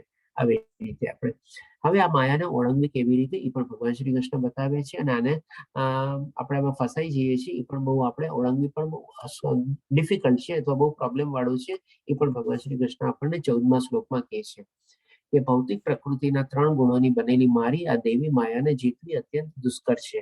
એટલે કે ડેફિનેટલી જે ભગવાન શ્રી કૃષ્ણ 6થા અધ્યાયમાં મન માટે કીધું હતું કે મનને બી કંટ્રોલમાં રાખવું, મનને કાબુમાં રાખવું, મનને નિયંત્રણ રાખવું બહુ મુશ્કેલ છે. પણ ડેફિનેટલી યથા યોગ્ય પ્રેક્ટિસ અથવા અભ્યાસ દ્વારા અને વૈરાગ્ય દ્વારા આપણે એને કાબુમાં રાખી શકીએ છીએ. તો આનું પણ અહીંયા ભગવાન શ્રી કૃષ્ણ એક સરસ મજાનું સોલ્યુશન આપણને બતાવે છે કે ભૌતિક પ્રકૃતિના 3 ગુણોની બનેલી મારી આ દેવી માયાને જીતવી અત્યંત દુષ્કર છે. પોતે બી એડમિટ કરે છે એવી રીતે. પરંતુ જેવો મને શરણાગત થઈ જાય છે તેવો તેને સરળતાથી પાર કરી જાય છે. હવે જો આપણે સરસ રીતે ભગવાનની શરણાગતિ લઈ લઈએ તો આપણે એને પણ આપણે આ ભવસાગર જે છે જેમ અહીંયા ફોટોમાં દેખાડે છે, આપણે આ ભવસાગરમાં કન્ટિન્યુઅસલી સંઘર્ષ કરતા રહીએ છીએ. જેવી આપણે ભગવાનની શરણાગતિ લઈએ આ ભવસાગરમાંથી આપણે પાર કરી લઈએ. એટલે કે જન્મ, મૃત્યુ, જરા, વ્યાધિ ફરીથી આપણે આવવું ન પડે. હવે આટલો જો સરસ સોલ્યુશન હોય તો બધા લોકો કરી કેમ નથી શકતા? બધા લોકો ભૌતિક દુનિયામાં અને ભૌતિક માયામાં જ કેમ આપણે પડેલા હોય છે અને એ જેમ નચાવે છે કઠપુતલીની જેમ આપણે નાયચા કેમ કરીએ છીએ આપણે? કારણ કે આમાં પણ શું છે, એક સરસ મજાની ચીજ આપણે સમજવાની એ છે કે જ્યારે આપણે ભગવાનની શરણાગતિ લેવાનું વિચારીએ અથવા લેવા માટે કોશિશ કરીએ તો સૌપ્રથમ આપણે શું છે આપણા મનમાંથી રાગ, દ્વેષ, ક્રોધ અને અહંકાર બધા આપણે હટાવવા પડે. એ જ્યારે હટાવીએ ત્યાર પછી જ આપણે ભગવાનની શરણાગતિ માટે આપણે કાબિલ બનીએ છીએ. આપણે એના વગર આપણે એવી કાબિલ બનતા નથી આપણે. અને જ્યારે આ બધા ભાવને આપણે વિકારોને બધાથી દૂર કરીએ અને પછીમાં થોડું ઘણું આપણે એડ કરીએ કે બધામાં આપણે સમત્વ ભાવ જોઈએ, જે આપણે 3જા અધ્યાય અને 5મા અધ્યાયમાં ભગવાન શ્રી કૃષ્ણ કહે છે કે એવો સાધુ લોકો, પછી એવા આપણે યોગી લોકો, એવા બધા વર્ડ યુઝ કરીને આપણે જોયું હતું 3જા અને 5મા અધ્યાયમાં કે એક સરસ મજાનો ફોટો હતો, બધામાં સેમ આત્મા ને બધું હતું. બધામાં આપણે સેમ આત્મા એટલે કે સમત્વ ભાવથી આપણે કેળવીએ અને એ રીતે આપણે જોઈએ નહીં કે બધામાં અલગ અલગ મનુષ્યમાં, જીવો જંતુમાં આપણે ડિફરન્સ કેળવીએ. તો બધામાં આપણે એક જ આત્માના દર્શન કરવા છે. ત્યાર પછી જો આપણે શરણાગતિ લઈએ ત્યારે ભગવાન શ્રી કૃષ્ણ આપણી શરણાગતિ સ્વીકારે છે અને આપણને છે ને સંપૂર્ણ રીતે મદદ કરે છે આ ભૌતિક માયામાંથી ઓળંગવાની અથવા એને ઉપર થવાની અથવા તો એને ઓવરટેક કરવાની, સરપાસ કરવાની. અને જ્યારે આપણે એમાં સફળ થઈ જઈએ છીએ ત્યારે આપણા ઇન્દ્રિયોના વિષયોને બધા ઉપર આપણે સરસ રીતે કાબુ મેળવી લઈએ છીએ. આ રીતે ભગવાન શ્રી કૃષ્ણ આપણને સોલ્યુશન બતાવે છે.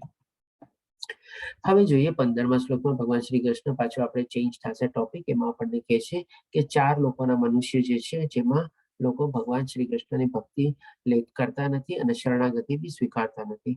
એમાં સૌ પ્રથમ કહે છે કે જે લોકો તદ્દન મૂર્ખ છે, જેઓ બીજા કહે છે જેઓ મનુષ્યમાં અધમ છે, ત્રીજા કહે છે કે જેમનું જ્ઞાન માયા વડે હરાઈ ગયું છે અને ચોથું કેટેગરી કહે છે કે જેઓ અસુરોની નાસ્તિક પ્રકૃતિ ધરાવનારા હોય છે.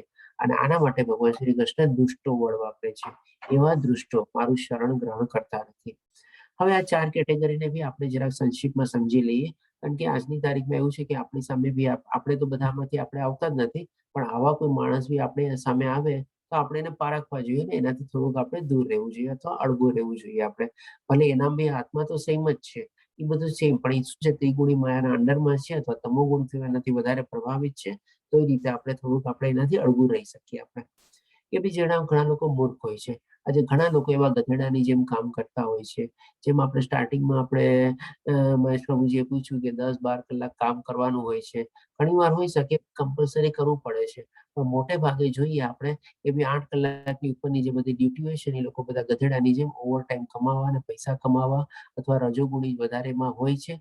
અને એ જ લોકો એનું લક્ષ્ય માને છે કે ભઈ પૈસા કમાવા, ઇન્દ્રિય સુખ ભોગવવી, શરીર સુખને ભોગવવાનું અને એમાં જ પયડા હોય છે.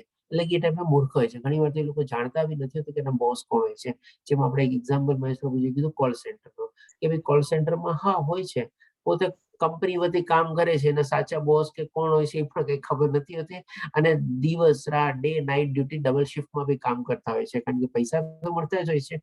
મોર્નિંગ શિફ્ટમાં કામ કરે, ઇવનિંગ શિફ્ટમાં કામ કરે અને પછી નાઇટ શિફ્ટમાં ઘરે જઈને સુઈ જાય. કાં તો મોર્નિંગ શિફ્ટમાં કામ કરે, નાઇટ શિફ્ટમાં કામ કરે, બપોરે જઈને સુઈ જાય. એવી રીતે કે ને 10, 12, 16 કલાક એ લોકો કામ કરતા હોય છે. અને આવી રીતે આમ હોય છે. પૈસા મળે છે, સેલેરી મળે છે, બરોબર છે, ચાલો ઓકે. એટલે કે એ ટાઈપના મૂર્ખ માણસો હોય છે. એને કાંઈ ખબર હોતી નથી એ રીતે.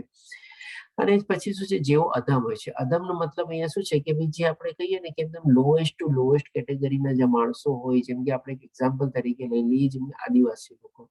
હવે એ લોકો બિચારા બધાને છે ને એવું કોઈ જ્ઞાન હોતું નથી. એના પૂર્વજોના તરફથી બી કોઈ એવું કઈ જ્ઞાન મળતું નથી. એટલે કે આ બધા અધમ કેટેગરી વાળા આપણે લઈ શકીએ. પછી જેનું જ્ઞાન માયા વડે હરાઈ ગયું છે. એટલે કે શું આમાં આવે છે કે ભાઈ થોડું ઘણું જ્ઞાન હોય પણ એ શું છે, મોહ માયા ને બધાથી આકર્ષિત વધારે થઈ ગયો. અને એ જેમ જેમ આકર્ષિત થતો ગયો એટલે પછી પાછળનું બધું ભૂલતો ગયો. એનું જે આધ્યાત્મિક જ્ઞાન એને થોડું ઘણું કેળવેલું હતું એ બધું એનું સોસરવું બધું વયું જાય છે. અને એ બધું કવર અપ થઈ જાય છે. એટલે કે એનું બધું એ જે આધ્યાત્મિક જ્ઞાન જે છે એ બધું હરાઈ ગયું અથવા ખોવાઈ ગયું અથવા લુપ્ત થઈ ગયું એવી રીતે. અને ચોથું જે છે કે ભાઈ જેવો અસુરોની નાસ્તિક પ્રકૃતિ ધરાવનારા હોય છે. આમાં એક્ઝામ્પલ રૂપે આપણે લઈ શકીએ બી, જેમ કે આજે બધા ટેરોરિસ્ટ લોકોને બધા જે છે, અને કોઈક એવા પોલિટિશિયન બી જે હોય છે, જે લોકો ખાલી અસુરી વૃત્તિ દ્વારા હોય છે, કંઈક ને કંઈક કૌભાંડ કરતા હોય, કંઈક ને કંઈક ભલું કરતા હોય, બધાનું શોષણ કરતા હોય ને એવી રીતે. આ ટાઈપના 4 ટાઈપના માણસો જે હોય છે, જેનાથી આપણે થોડું અળગું રહેવું જોઈએ. આમને ભગવાન શ્રી કૃષ્ણ દુષ્ટ તરીકે જે છે અને એ લોકો કોઈ શરણ ગ્રહણ કરતા નથી. એમને જ એ લોકોનું પોતાનું જીવન વયું જાય છે. હવે ભગવાન શ્રી કૃષ્ણ કહે છે કે 4 ટાઈપના જે ભક્તો છે અથવા તો 4 ટાઈપના કેટેગરી પુણ્યશાળી આત્મા જે છે, જે મારી શરણાગતિ લે છે અને ભક્તિ કરે છે. હે ભરતશ્રેષ્ઠ, 4 પ્રકારના પુણ્યશાળી મનુષ્ય મારી ભક્તિની સેવા કરે છે. એમાં સૌપ્રથમ કહે છે દુઃખી. આપણે જાણીએ છીએ જ્યારે બી આપણને પ્રોબ્લેમ આવે છે, તકલીફ આવે છે, ડિફિકલ્ટી આવે છે અથવા દુઃખ આવે છે, સૌથી પહેલા આપણે ભગવાનની દોડ પકડીએ છીએ. હે ભગવાન, મારી સાથે કેમ થયું? હે ભગવાન, આમ કર, એમ કર, બધું આવે છે. બધું આપણે જઈને ભગવાનને ત્યારે યાદ કરીએ છીએ આપણે. પછી અર્થાર્થી, એટલે કે ડેફિનેટલી આમાં ઘણા બધા કેટેગરીમાં આવી જતા હોય છે કે બી કંઈક ને કંઈક પોતાની ઈચ્છા કેળવવા માટે, સકામ માટે અને ઇન્દ્રિય તૃપ્તિ માટે, શરીર સુખ માટે એ લોકો ભગવાનને પ્રાર્થના કરે છે. ભગવાન, મારો આ પ્રોજેક્ટ પાસ થઈ જાય, ભગવાન મને આ નોકરી મળી જાય, મારો આ બિઝનેસ સફળ થઈ જાય, કે એવી રીતે કંઈક ને કંઈક સફળ માટે એ લોકો ઈચ્છા તૃપ્તિ માટે એ લોકો કરતા હોય છે. અને જિજ્ઞાસુ, જેમાં આપણે લોકો આપણને થોડા ઘણા એમાં ઇન્વોલ્વ કરી શકીએ છીએ. આજે જેમ આપણે અત્યારે ઓનલાઈન કોર્સનો અત્યારે બધા લાભ લઈ રહ્યા છે, અને મનીષા દાસ પ્રભુજી દ્વારા જે ઓનલાઈન કોર્સ બધા અત્યારે કન્ડક્ટ થઈ રહ્યા છે, આપણે બધા જિજ્ઞાસુ કેટેગરીમાં થોડા ઘણા આવી શકીએ. કારણ કે આપણે લોકો શું છે, ભગવાન શ્રી કૃષ્ણ માટે આ જ્ઞાન માટેનું આપણે આદાન પ્રદાન કરીએ છીએ અને આપણે જ્ઞાનને બી આપણે ઉન્નત કરવાની કોશિશ કરીએ છીએ અને પ્રયાસ કરીએ છીએ. એટલે આપણે જિજ્ઞાસુ કેટેગરીમાં ગણાઈએ. અને ચોથી કેટેગરી છે કે જે પરમ સત્યના જ્ઞાનની શોધમાં છે. હવે જેણે ઘણું બધું એવું જ્ઞાન મેળવી દેલું છે, સારું એવું ઉન્નતિ કરેલી છે, પછી હવે જીવનનું એનું એકમાત્ર લક્ષ્ય એને મળી જાય છે કે હવે તો મારે ભગવાનની પ્રાપ્તિ સિવાય મારું કોઈ જીવનનું કોઈ લક્ષ્ય છે જ નહીં. એટલે કે પછી શું છે, પરમ સત્યની ખોજમાં જ લાગી જાય છે કે હા ભાઈ, મારે ભગવાનની પ્રાપ્તિ કરીને જ હવે છૂટવું છે. તો આ લોકો જે છે એ ચોથી કેટેગરીમાં આવે છે. હવે ભગવાન શ્રી કૃષ્ણ આપણને કહે છે કે આ બધામાંથી ભગવાનને પ્રિય કોણ છે. તો પહેલા આપણે આ પિક્ચરના રૂપમાં જોઈ લઈએ કે આમાં બધા આપણે અલગ અલગ કેટેગરી છે, આપણે સમજી લઈએ. જેમ કે આપણે અહીંયા હાથીનો ફોટો છે, આનું ગજેન્દ્ર નામ હતું. આની પાછળ બી એક સ્ટોરી છે, સ્ટોરી આપણે પછી ક્યારેક લેશું. જેમ કે અત્યારે એનો પગ આપણે અહીંયા મગરમચ્છના મોઢામાં છે અને ભગવાન શ્રી કૃષ્ણને યાદ કરે છે. હવે આની પણ એક પવિત્ર આત્મા હતી, એટલા માટે ભગવાનને યાદ કરી શકે છે. નહીં તો આપણે જાણીએ છીએ કે પ્રાણી લોકોને તો આવું બધું કઈ નોલેજ હોય નહીં. એટલે જ મેં કીધું કે આની પાછળ એક આખી અલગ સ્ટોરી છે.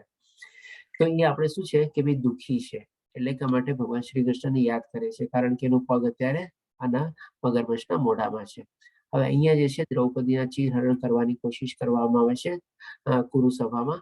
ત્યારે પણ એ ભગવાન શ્રી કૃષ્ણને યાદ કરે છે, એટલે કે એ પણ દુઃખી છે અને દુઃખી પોઝિશનમાં ભગવાન શ્રી કૃષ્ણ યાદ કરે છે, ભગવાન શ્રી કૃષ્ણની મદદે આવે છે અને એને ઉગારે છે. હવે આ જે છે આ જ્ઞાની છે. આ જે છે આની પાછળ એક સ્ટોરી છે. આપણે વેદવ્યાસ મુનિ છે. આ વેદવ્યાસ મુનિની પત્ની છે અને એની પત્નીમાં એમનો ગર્ભ તરીકે આપણે એક પેરોટ હોય છે અને એ પેરોટ પછી જયારે બહાર આવે છે ત્યારે સુખદેવ ગોસ્વામી કહેવાય છે વેદવ્યાસ મુનિના પુત્ર તરીકે. હવે એ જે અંદર જે પેરોટ હોય છે એની આખી લાંબી સ્ટોરી હોય છે. ભગવાન શ્રી કૃષ્ણનો તોતો અથવા પેરોટ હોય છે. હવે એને ખબર હોય છે કે આ ભૌતિક દુનિયામાં હું આવીશ તો મારે કેવું બધું આપણે સંઘર્ષ ને બધું કરવું પડશે.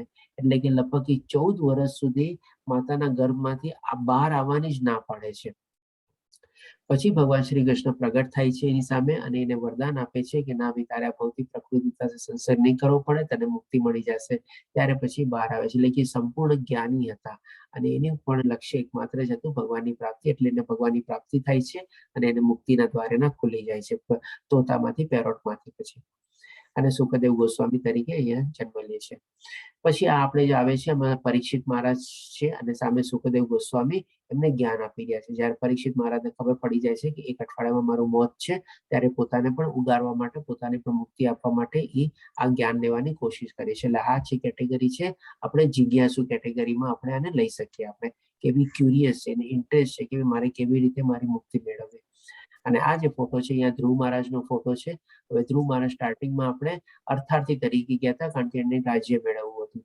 એટલે કે એના માટે પછી ભગવાનની તપસ્યા કરે છે અને 6 મહિનાની આખરી તપસ્યા પછી જ્યારે ભગવાન શ્રી કૃષ્ણ એની સામે પ્રગટ થાય છે, અવતરિત થાય છે અને દર્શન આપે છે અને એને સંપૂર્ણ જ્ઞાન પ્રાપ્ત થાય છે, ત્યારે પછી અર્થાર્થીમાંથી એટલે કે રાજ્ય મેળવવાની ઈચ્છામાંથી પછી જ્ઞાનીમાં કન્વર્ટ થઈ જાય છે.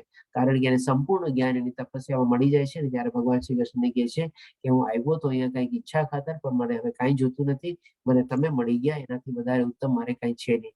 પણ જે ભગવાન શ્રી કૃષ્ણ બધા ઉપર કૃપા કરે છે એમને ધ્રુવ લોકનું એક વરદાન આપે છે અને કહે છે કે ઉચ્ચતર લોકમાં તારા નામનો એક ધ્રુવ કરીને એક લોક તારે હશે. એટલે ધ્રુવ તારો તરીકે બી આપણે ઓળખીએ છીએ. હવે આમાં જે છે આપણે સુગ્રીવ જે છે એ રામની આપણે શરણાગતિ લે છે જ્યારે સુગ્રીવ અને બાલી વચ્ચે યુદ્ધ થવાનું હોય છે. એટલે આ પણ અહીંયા શું છે અર્થાર્થ તરીકે આવે છે કારણ કે રાજ્ય મેળવવાની ઈચ્છા હોય છે. અને આ જે છે આ બધા જ્ઞાની તરીકે છે. અહીંયા નૈમિષારણ છે. નૈમિષારણમાં બધા આ ભક્તો જે છે એ આપણે ગુરુ પાસેથી સરસ મજાનું જ્ઞાન મેળવી રહ્યા છે અને એ રીતે છે. તો આપણે અલગ અલગ કેટેગરી 4 ભક્તોની કેટેગરી જાણી લીધી અને 4 જે ઓલી નેગેટિવ કેરેક્ટર હોય એને આપણે અવોઇડ કરીએ છીએ. આપણે પણ સંક્ષિપ્તમાં સરસ રીતે સમજી ગયા કે આવા માણસોથી થોડું આપણે દૂર રહેવું જોઈએ. હવે આમાં ભગવાન શ્રી કૃષ્ણ કહે છે 17મા શ્લોકમાં કે આ બધામાંથી મને પ્રિય કોણ છે. આમાંનો જે પૂર્ણ જ્ઞાની છે, એટલે આમાંનો એટલે કોણ, જે 4 પ્રકારના જે છે એમાં પહેલા 2 કેટેગરીમાં ભગવાન શ્રી કૃષ્ણ ઓછું કહે છે અને ત્રીજી જે જિજ્ઞાસુ અને જ્ઞાની જે છે એમાં પણ કહે છે કે આમાંનો જે પૂર્ણ જ્ઞાની જે છે અને શુદ્ધ ભક્તિમાં તલ્લીન રહે છે. એટલે કે ભગવાનની ભક્તિ તો કરવાની જ છે આપણે. તે સર્વશ્રેષ્ઠ છે કારણ કે હું તેને અત્યંત પ્રિય છું અને તે પણ મને પ્રિય છે. એટલે કે ફ્રેન્ડશિપ જે છે જે બોથ સાઈડ છે, વન વે નથી. આપણે આ રીતે ભગવાન શ્રી કૃષ્ણના પ્રિય ભક્તને આપણે અલગ તારવી દઈએ છીએ જે પૂર્ણ જ્ઞાની છે અને ભક્તિમાં તલ્લીન થઈએ છીએ. કારણ કે જ્ઞાન મેળવ્યા પછી બી શું છે એને એપ્લાય કરવાનું છે. એપ્લાય કેવી રીતે થાય તો કે ભગવાનની ભક્તિ દ્વારા એપ્લાય થાય. પછી 19મા શ્લોકમાં ભગવાન શ્રી કૃષ્ણ કહે છે અનેક જન્મ જન્માંતરો પછી જે મનુષ્યને ખરેખર જ્ઞાન થાય છે તે મને સર્વ કારણોના કારણ જાણી મારે શરણે આવે છે, આવો મહાત્મા અતિ દુર્લભ છે. એટલે જેમ ભગવાન શ્રી કૃષ્ણે 3જા શ્લોકમાં કીધું ને કે હાર્ડલી કોઈ એક એવો છે કે જે મને સંપૂર્ણ રીતે જાણે છે.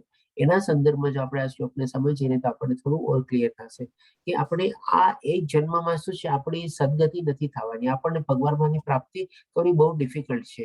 એટલે કે છે કે અનેક જન્મો જન્માંતર પછી જે મનુષ્યને સાચું અને સંપૂર્ણ જ્ઞાન થાય છે તે અને જે મને સર્વ કારણોના કારણ જાણીને મારે શરણે આવે છે કે ના ભાઈ આપ જ સર્વસ્વ છો અને હું આપની શરણે આવ્યો છું, મને આપની શરણાગતિ સ્વીકારો, અને એવી રીતે પછી ભક્તિમાં તલ્લીન થાય છે ત્યારે એ ભગવાનની પ્રાપ્તિ એને થઈ શકે છે. અને ભગવાન શ્રી કૃષ્ણ પછી કહે છે કે આવો મહાત્મા અતિ દુર્લભ હોય છે. એટલે કે આવો જે વ્યક્તિ બહુ, એટલા જ માટે તો સ્ટાર્ટિંગમાં જ કીધું કે ભાઈ હાર્ડલી કોઈ માણસ મને જાણી શકે છે અથવા મારા બારામાં જ્ઞાન મેળવી શકે છે. તો આવી રીતે કોઈ એવો ભક્ત હોય તો એને ભગવાનની પ્રાપ્તિ થઈ શકે છે. પછી હવે 22મા શ્લોકમાં ભગવાન શ્રી કૃષ્ણ પ્રેક્ટિકલ સાઈડ આવે છે કે આટલું આવી તેમ તો થતું નથી તો થાય છે શું. એટલે કે આવી શ્રદ્ધાથી યુક્ત થાય. એટલે કે આવી શ્રદ્ધા એટલે કઈ ટાઈપની શ્રદ્ધા કે ભાઈ આપણે કંઈક ને કંઈક ઈચ્છા મેળવવાની આપણે અલગ અલગ ટાઈપની હોય કે ભાઈ આ મેળવી લઉં, ઓલું મેળવી લઉં, આને પાસે જાઓ, ઓલા પાસે જાઓ, ઓલી જગ્યાએ જાઓ, એ બધું કંઈક ને કંઈક આપણા શોખ ને ઇન્દ્રિય સુખ અને શરીર સુખ માટેની આપણી ઈચ્છા હોય. એટલા માટે આપણે અલગ અલગ શ્રદ્ધા કેળવીએ કે ભાઈ આપણે અલગ અલગ દેવી દેવતાને પૂજીએ. એવી જ રીતે કહે છે 22મા શ્લોકમાં, આવી શ્રદ્ધાથી યુક્ત થયેલો તે અમુક દેવની કૃપા પ્રાપ્ત કરવાનો પ્રયત્ન કરે છે. જેમ આપણે અહીંયા ફોટા જોઈ શકો છો, લક્ષ્મીજીનો ફોટો છે, આપણે પછી ઇન્દ્ર ભગવાનનો ફોટો છે, એવી રીતે બધા અલગ અલગ ભગવાનના દેવી દેવતાનો ફોટો છે. હવે આ બધા દેવી દેવતાનો સ્ત્રોત બી ભગવાન શ્રી કૃષ્ણ છે, એ પણ આપણે સરસ રીતે ઓલરેડી આગલા અધ્યાયમાં કવર કરી ગયા છે. પણ આપણને શું છે, અહીંયા આપણા બેનિફિટ માટે આપણે શું કરીએ, અલગ અલગ દેવી દેવતા પાસે જઈએ અને એપ્રોચ કરીએ, એટલે કે એની પાસેથી કૃપા પ્રાપ્ત કરવાનો પ્રયત્ન કરે છે. અને બધા દેવી દેવતા બી કૃપા કરે છે, એ પણ આપણે ઓલરેડી સરસ રીતે ત્રીજા અધ્યાયમાં જાણી ગયા હતા. તે પોતાની ઈચ્છાની પૂર્તિ કરે છે, એટલે કે એ લોકોની ઉપાસના કરી, એ લોકોનું ધ્યાન ધરી, એ લોકોની ભક્તિ કરી, અલગ અલગ, જેમ કે કોઈકને પૈસો જોતો હોય તો લક્ષ્મીજીની પૂજા કરે, કોઈકને વિદ્યા જોતી હોય તો સરસ્વતીની પૂજા કરે, કોઈકને શાંતિ અથવા વિઘ્નમાંથી છૂટવું હોય તો ગણેશ ભગવાનની પૂજા કરે. એવી રીતે અલગ અલગ દેવી દેવતાઓની બધા પૂજા કરે છે અને કંઈક ને કંઈક રીતે ફળ મેળવે છે. પરંતુ વાસ્તવિકતા એ છે કે આ બધા લાભ મારા થકી જ થાય છે. હવે ડેફિનેટલી આપણે જાણીએ છીએ કે આ બધા દેવી દેવતાના સ્ત્રોત તો ભગવાન શ્રી કૃષ્ણ જ છે. અને જેમ આપણે એક એક્ઝામ્પલ દ્વારા બી સમજ્યા હતા કે ભાઈ આપણે જેમ કેબિનેટ ઓફ મિનિસ્ટર્સ હોય અને બધાને પોર્ટફોલિયો આપેલા હોય, એવી રીતે ભગવાન શ્રી કૃષ્ણ આખી આ સૃષ્ટિનું મેનેજ કરવા માટે બધા અલગ અલગ દેવી દેવતાઓને બનાવેલા છે. અને દેવી દેવતાઓને બધાને અલગ અલગ પોર્ટફોલિયો આપેલા છે. કોઈક ઇન્દ્રદેવ છે, વરસાદ લાવે, કોઈ વાયુ છે, કોઈ અગ્નિદેવ છે, કોઈ લક્ષ્મીજી છે, કોઈ સરસ્વતીજી છે. એવી રીતે બધાને અલગ અલગ પોર્ટફોલિયો આપેલા છે. એટલે કે એના જે પાવર્સ છે બધા જે છે એ પણ ભગવાન શ્રી કૃષ્ણ થકી જ તો છે. એટલા માટે ભગવાન શ્રી કૃષ્ણ કહે છે કે આ બધા લાભ મારા થકી જ પ્રાપ્ત થાય છે. એટલે કે કોઈને જે પાવર આપેલો છે, પાવર કોણે આપેલો છે? ભગવાન શ્રી કૃષ્ણ જ આપેલો છે ને. હવે પછી 23મા શ્લોકમાં ભગવાન શ્રી કૃષ્ણ કહે છે, અલ્પ બુદ્ધિવાળા મનુષ્યો દેવોની પૂજા કરે છે અને તેમને મળનારા ફળ સીમિત તથા અસ્થાયી હોય છે. બરાબર છે, બધા દેવી દેવતાઓની પૂજા કરે છે, ઓકે, પણ એની પાસે જેને ફળ મળે છે એમાં માટે ભગવાન શ્રી કૃષ્ણ કહે છે સીમિત, એટલે કે લિમિટેડ, અને અસ્થાયી એટલે કે ટેમ્પરરી. એટલે કે એ લોકોને જે ફળ પ્રાપ્તિ થાય છે એ પણ ટેમ્પરરી છે અને લિમિટેડ છે. શું કામ? કારણ કે ભાઈ જે લોકો ભગવાન શ્રી કૃષ્ણ બધાને જે પાવર આપેલા છે, પોર્ટફોલિયો આપેલા છે, એ પણ તો લિમિટેડ છે ને, એ પણ તો સંપૂર્ણ નથી. તો પછી ક્યાંથી એ લોકો જે એની પાસેથી લિમિટેડ પાવરમાંથી લિમિટેડ જ ફળ આપી શકે ને, સંપૂર્ણ રીતે તો નો જ ફળ આપી શકે. અને ડેફિનેટલી અસ્થાયી છે, કારણ કે આપણે શું પછી પાછી આપણી બીજી ઈચ્છાઓ, બીજા આપણા મોહ માયા અને આકર્ષણમાં આપણે લાગી જઈએ છીએ. એટલે આપણને જે કઈ પણ ફળ મળે છે, આપણે થોડું ઘણું ટેમ્પરરી, એનાથી આપણે સુખ થઈ જઈએ છીએ, આપણે ખુશ થઈ જઈએ છીએ. અને પછી પાછું જેવું ફળ પૂરું થાય, પાછું આપણે કંઈક બીજું એમાં લાગી જઈએ છીએ. એટલા માટે ભગવાન શ્રી કૃષ્ણ કહે છે સીમિત તથા અસ્થાયી હોય છે. હવે પછી એ લોકોની ગતિ શું થાય છે એ પણ ભગવાન શ્રી કૃષ્ણ સમજાવે છે કે દેવોને પૂજનારા લોકો દેવલોકમાં જાય છે, એટલે કે ઉચ્ચતર લોકમાં જાય છે. અને જેમ જેમ વિઝાની વેલિડિટી હોય, એના જે બધા કર્મો અને આ તે બધાની ગતિ પ્રમાણે એ લોકો ત્યાં જાય. અને જેવા એ લોકોની ગતિ પૂરી થઈ જાય પછી ફરીથી પાછા મૃત્યુ લોકમાં આવે છે. એટલા માટે પછી કહે છે, પરંતુ મારા ભક્તો મારા જ ધામમાં આવે છે અને ત્યાં સનાતન ધામ જે ભગવાનનું છે ત્યાં પહોંચ્યા પછી ફરીથી પાછા આવતા નથી, મુક્તિ મળી જાય છે, મોક્ષ મળી જાય છે. આ રીતે ભગવાન શ્રી કૃષ્ણ જે લોકો દેવી દેવતાને પૂજે છે એ લોકોની ગતિ કેવી રીતે થાય છે એ સરસ રીતે સમજાવે છે આપણને. હવે પછી 24મા શ્લોકમાં ભગવાન શ્રી કૃષ્ણ કહે છે કે મને પૂર્ણ રીતે નહીં જાણનારા બુદ્ધિહીન મનુષ્ય માને છે કે હું પૂર્ણ પુરુષોત્તમ પરમેશ્વર કૃષ્ણ પહેલા નિરાકાર હતો અને હવે મેં આ વ્યક્તિત્વને ધારણ કર્યું છે. તેમના અલ્પ જ્ઞાનને કારણે તેઓ મારી અવિનાશી અને સર્વોપરી પ્રકૃતિને જાણતા નથી. હવે આ ચીજ સમજવા માટે છે ને આપણે જોઈએ કે ઘણા લોકો એવા નિરાકાર અથવા નિર્ગુણ રૂપમાં ભગવાન શ્રી કૃષ્ણને પ્રાપ્ત કરવાની કોશિશ કરે છે. આપણે લગભગ પહેલા કે બીજા અધ્યાયમાં જ કવર કરેલું હતું કે આપણે 3 રીતે બીજા અધ્યાયમાં કવર કરેલું, જ્યારે સૌથી પહેલો ભગવાન વર્ડ આવે છે ત્યારે, કે 3 રૂપે આપણે ભગવાનની અનુભૂતિ કરી શકીએ. એક આપણે શું છે કે લાઇટ રૂપી, પ્રકાશ રૂપી, એનર્જી રૂપી, અથવા તો એમાં આપણે જે કહીએ ને નિરાકાર અથવા નિર્ગુણ રૂપ, એવી રીતે થઈ ગયું. બીજું પરમાત્મા રૂપ, જે આપણે ચતુર્ભુજ રૂપ છે, શંખ ચક્ર પદ્મ ગદા વાળો. અને જે ત્રીજું આપણે જોયું કે ભગવાનનું દેહધારી રૂપ અથવા દ્વિભુજા વાળું રૂપ, એટલે કે શરીર વાળું રૂપ, અને ભલે એ દિવ્ય રૂપ છે અને અલૌકિક શરીર વાળું રૂપ છે. એવી રીતે આપણે ભગવાનની અનુભૂતિ કરી શકીએ. આજે ઘણા લોકો શું છે કે એવા નિરાકાર અને નિર્ગુણ રૂપમાં હજી બી માનતા હોય છે, જેને આપણે લોકો માયાવાદી કહીએ છીએ. હવે જ્યારે ભગવાન શ્રી કૃષ્ણ આવું વ્યક્તિત્વ રૂપ ધારણ કરે છે ને, ત્યારે એ લોકો પોતપોતાની અટકળો બધી ચલાવ્યા કરે છે. એટલા માટે ભગવાન શ્રી કૃષ્ણ કહે છે કે હું પેલા નિરાકાર હતો એવું આ લોકો બધા અલ્પ બુદ્ધિ વાળા લોકો માને છે, કે જેને પૂર્ણ જ્ઞાન છે નહીં એ રીતે. પણ હવે ભગવાન શ્રી કૃષ્ણ પોતાના મુખેથી જ કહે છે કે મેં વ્યક્તિત્વને ધારણ કર્યું છે. એટલે કે ભગવાન શ્રી કૃષ્ણ પોતે પોતાનું રૂપને ધારણ કરેલું છે, અને દ્વિભુજા વાળું એ રૂપ છે. એટલે કે શરીર રૂપ છે, આપણે માનવ શરીર રૂપ છે. ભલે શરીર અલૌકિક છે, ભલે શરીર દિવ્ય છે, પણ છે ડેફિનેટલી. એવું નથી કે ભગવાન નિરાકાર અને નિર્ગુણ છે. દરેક શક્તિની પાછળ એક શક્તિમાન હોય છે. એ રીતે ભગવાન શ્રી કૃષ્ણ કહે છે, શક્તિમાન હું આવી રીતે વ્યક્તિત્વ રૂપે પ્રગટ થાઉં છું અથવા અવતરું છું. અને પછી કહે છે કે ભગવાન શ્રી કૃષ્ણ આવા અલ્પજ્ઞાન જેને હોય છે એ લોકો મારા આવા અવિનાશી અને સર્વોપરી પ્રકૃતિને જાણતા નથી. હવે જે લોકો જાણતા ન હોય એની પાસે આપણે શું કરીએ? નોર્મલી આપણે બી પોતાની જાતને છે ને આપણે ડિસ્ક્લોઝ ન કરીએ, આપણે ઓપન ન કરીએ, કારણ કે એ આપણે મૂર્ખ જ છે, એને સમજાવીને કોઈ ફાયદો થવાનો નથી. એટલા માટે ભગવાન શ્રી કૃષ્ણ આવતા શ્લોકમાં આપણને સમજાવે છે કે પોતાને કેવી રીતે પોતાની કવડ રાખે છે આવા અલ્પજ્ઞાની અથવા મૂર્ખ લોકોની સામે, કે જે લોકો સમજે છે કે ભગવાન નિરાકાર અથવા નિર્ગુણ રૂપ છે. તેના માટે ભગવાન શ્રી કૃષ્ણ 25મા શ્લોકમાં કહે છે, મૂર્ખ તથા અલ્પ બુદ્ધિ વાળા માણસો સમક્ષ કદી પોતાને પ્રગટ કરતો નથી. બધાને મ્યુટ કરી દઉં છું, પ્લીઝ આપ સૌ બધાને મ્યુટ રાખજો. હા, શું કહેતા હતા આપણે? હા, એટલે કે એની સામે હું કદી પોતાને પ્રગટ કરતો નથી. તેમને માટે હું મારી અંતરંગ શક્તિ એટલે કે ઇન્ટરનલ પોટેન્સી, આપણે ઓલરેડી આમાં 3 શક્તિ કવર કરી લીધી છે, પણ ડિટેલમાં આપણે લેવલ 2 માં કવર કરશું. ઓલા આગલા શ્લોકોમાં આપણે જોયું કે બાહ્ય શક્તિ જેનાથી આ 8 પ્રકૃતિ બધી બનેલી છે, એ 5 વ્યક્ત અને 3 અવ્યક્ત. પછી પરાશક્તિ કે જેનાથી જીવાત્મા બનેલી છે, અને હવે અહીંયા ભગવાન શ્રી કૃષ્ણ કહે છે અંતરંગ શક્તિ એટલે કે ઇન્ટરનલ પોટેન્સી. અંતરંગ શક્તિ દ્વારા આવૃત રહું છે, એટલે કે પોતાને કવર્ડ રાખે છે. તેથી તેઓ જાણતા નથી કે હું અજન્મ અને અવિનાશી છું. હવે આના સંદર્ભમાં શું છે, આપણે એક દાખલો લઈ લઈએ કે આજે જેમ કે કોઈ મોટા માણસ હોય, આપણે એક એક્ઝામ્પલ લઈએ કે માની લો કોઈ યુએસ નો પ્રેસિડેન્ટ કે આપણા ઇન્ડિયાના કોઈ પ્રાઇમ મિનિસ્ટર. હવે કેટલા મોટા વ્યક્તિ છે. હવે એ લોકો હંમેશા શું છે, એક જાતનું પોતાને કવર્ડ કરીને રાખતા હોય. નો ડાઉટ સિક્યુરિટી ને બધી તો હોય જ, પણ હવે એને એક્સેસ કરવું, એને એપ્રોચ કરવું, એ કઈ કોમન માણસના ઓલામાં હોતું નથી કે બધા લોકો એને જઈને જાણી શકે, એના બરાબર ઇન્ફોર્મેશન મેળવી શકે અને એને મળી શકે. પોતાની જાતને લોકો હંમેશા કવર્ડ કરીને રાખતા હોય છે.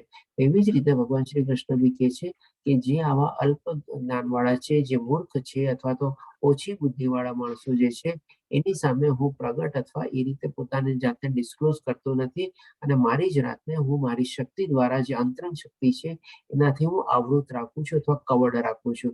એટલે એ લોકોને હું એક્સેસ કરતો દેતો નથી, કારણ કે ભગવાન શ્રી કૃષ્ણ પોતાના ભક્તો માટે હંમેશા અવેલેબલ છે. પણ જે લોકો આવા અલ્પજ્ઞાની હોય, જે લોકો માનતા ન હોય, એના માટે જાય બી શું કામ એને? કારણ કે એને તો ખબર જ છે એ લોકો તો કંઈક ને કંઈક પોતાના પ્રમાણે અટકળને બધું કરવાના છે, અને એ લોકો જાણતા બી નથી કે ભગવાન શ્રી કૃષ્ણ અજન્મ અને અવિનાશી છે. એટલે એની સામે પોતાને ડિસ્ક્લોઝ કરતા નથી. એ રીતે આપણને એ સમજાવે છે. આજે તમે જ મને કહો, કોઈને ત્યાં આપણે ઘરે આપણને કોઈ ઘરે ઇન્વિટેશન બોલાવવા આપણને ઇન્વિટેશન આપે, અને એ આપણને ઇમ્પોર્ટન્સ ન આપતા હોય, અને આપણને ગણકારતા ન હોય, અને ઘણી વાર તો આપણા માટે અપશબ્દો બી બોલતા હોય અને તુચ્છ શબ્દો બોલતા હોય, તો આપણે એની ત્યાં જવાનું પસંદ કરીએ? ન જ જઈએ ને. આપણે 10 ગાંવ દૂર રહીએ એનાથી. તો એવી જ રીતે ભગવાન શ્રી કૃષ્ણ બી એવા લોકોથી દૂર જ રહે છે અને પોતાને કવર્ડ રાખે છે. પછી 26મા શ્લોકમાં કહે છે, હે અર્જુન, પૂર્ણ પુરુષોત્તમ પરમેશ્વર તરીકે હું જે કંઈ ભૂતકાળમાં થયેલું અને વર્તમાનમાં થઈ રહ્યું છે અને હવે જે થવાનું છે તે બધું જાણું છું. હું સર્વ જીવોને જાણું છું, પરંતુ મને કોઈ જાણતું નથી. એટલે કે અહીંયા ભગવાન શ્રી કૃષ્ણ ફરીથી આપણને રિમાઇન્ડ કરાવે છે કે હું ત્રિકાળ જ્ઞાની છે. હું એટલા માટે ફરીથી રિમાઇન્ડ કરાવે છે. શું કામે? કારણ કે આના જેવા બીજા 2 શ્લોકો આપણે ઓલરેડી કવર કરેલા છે.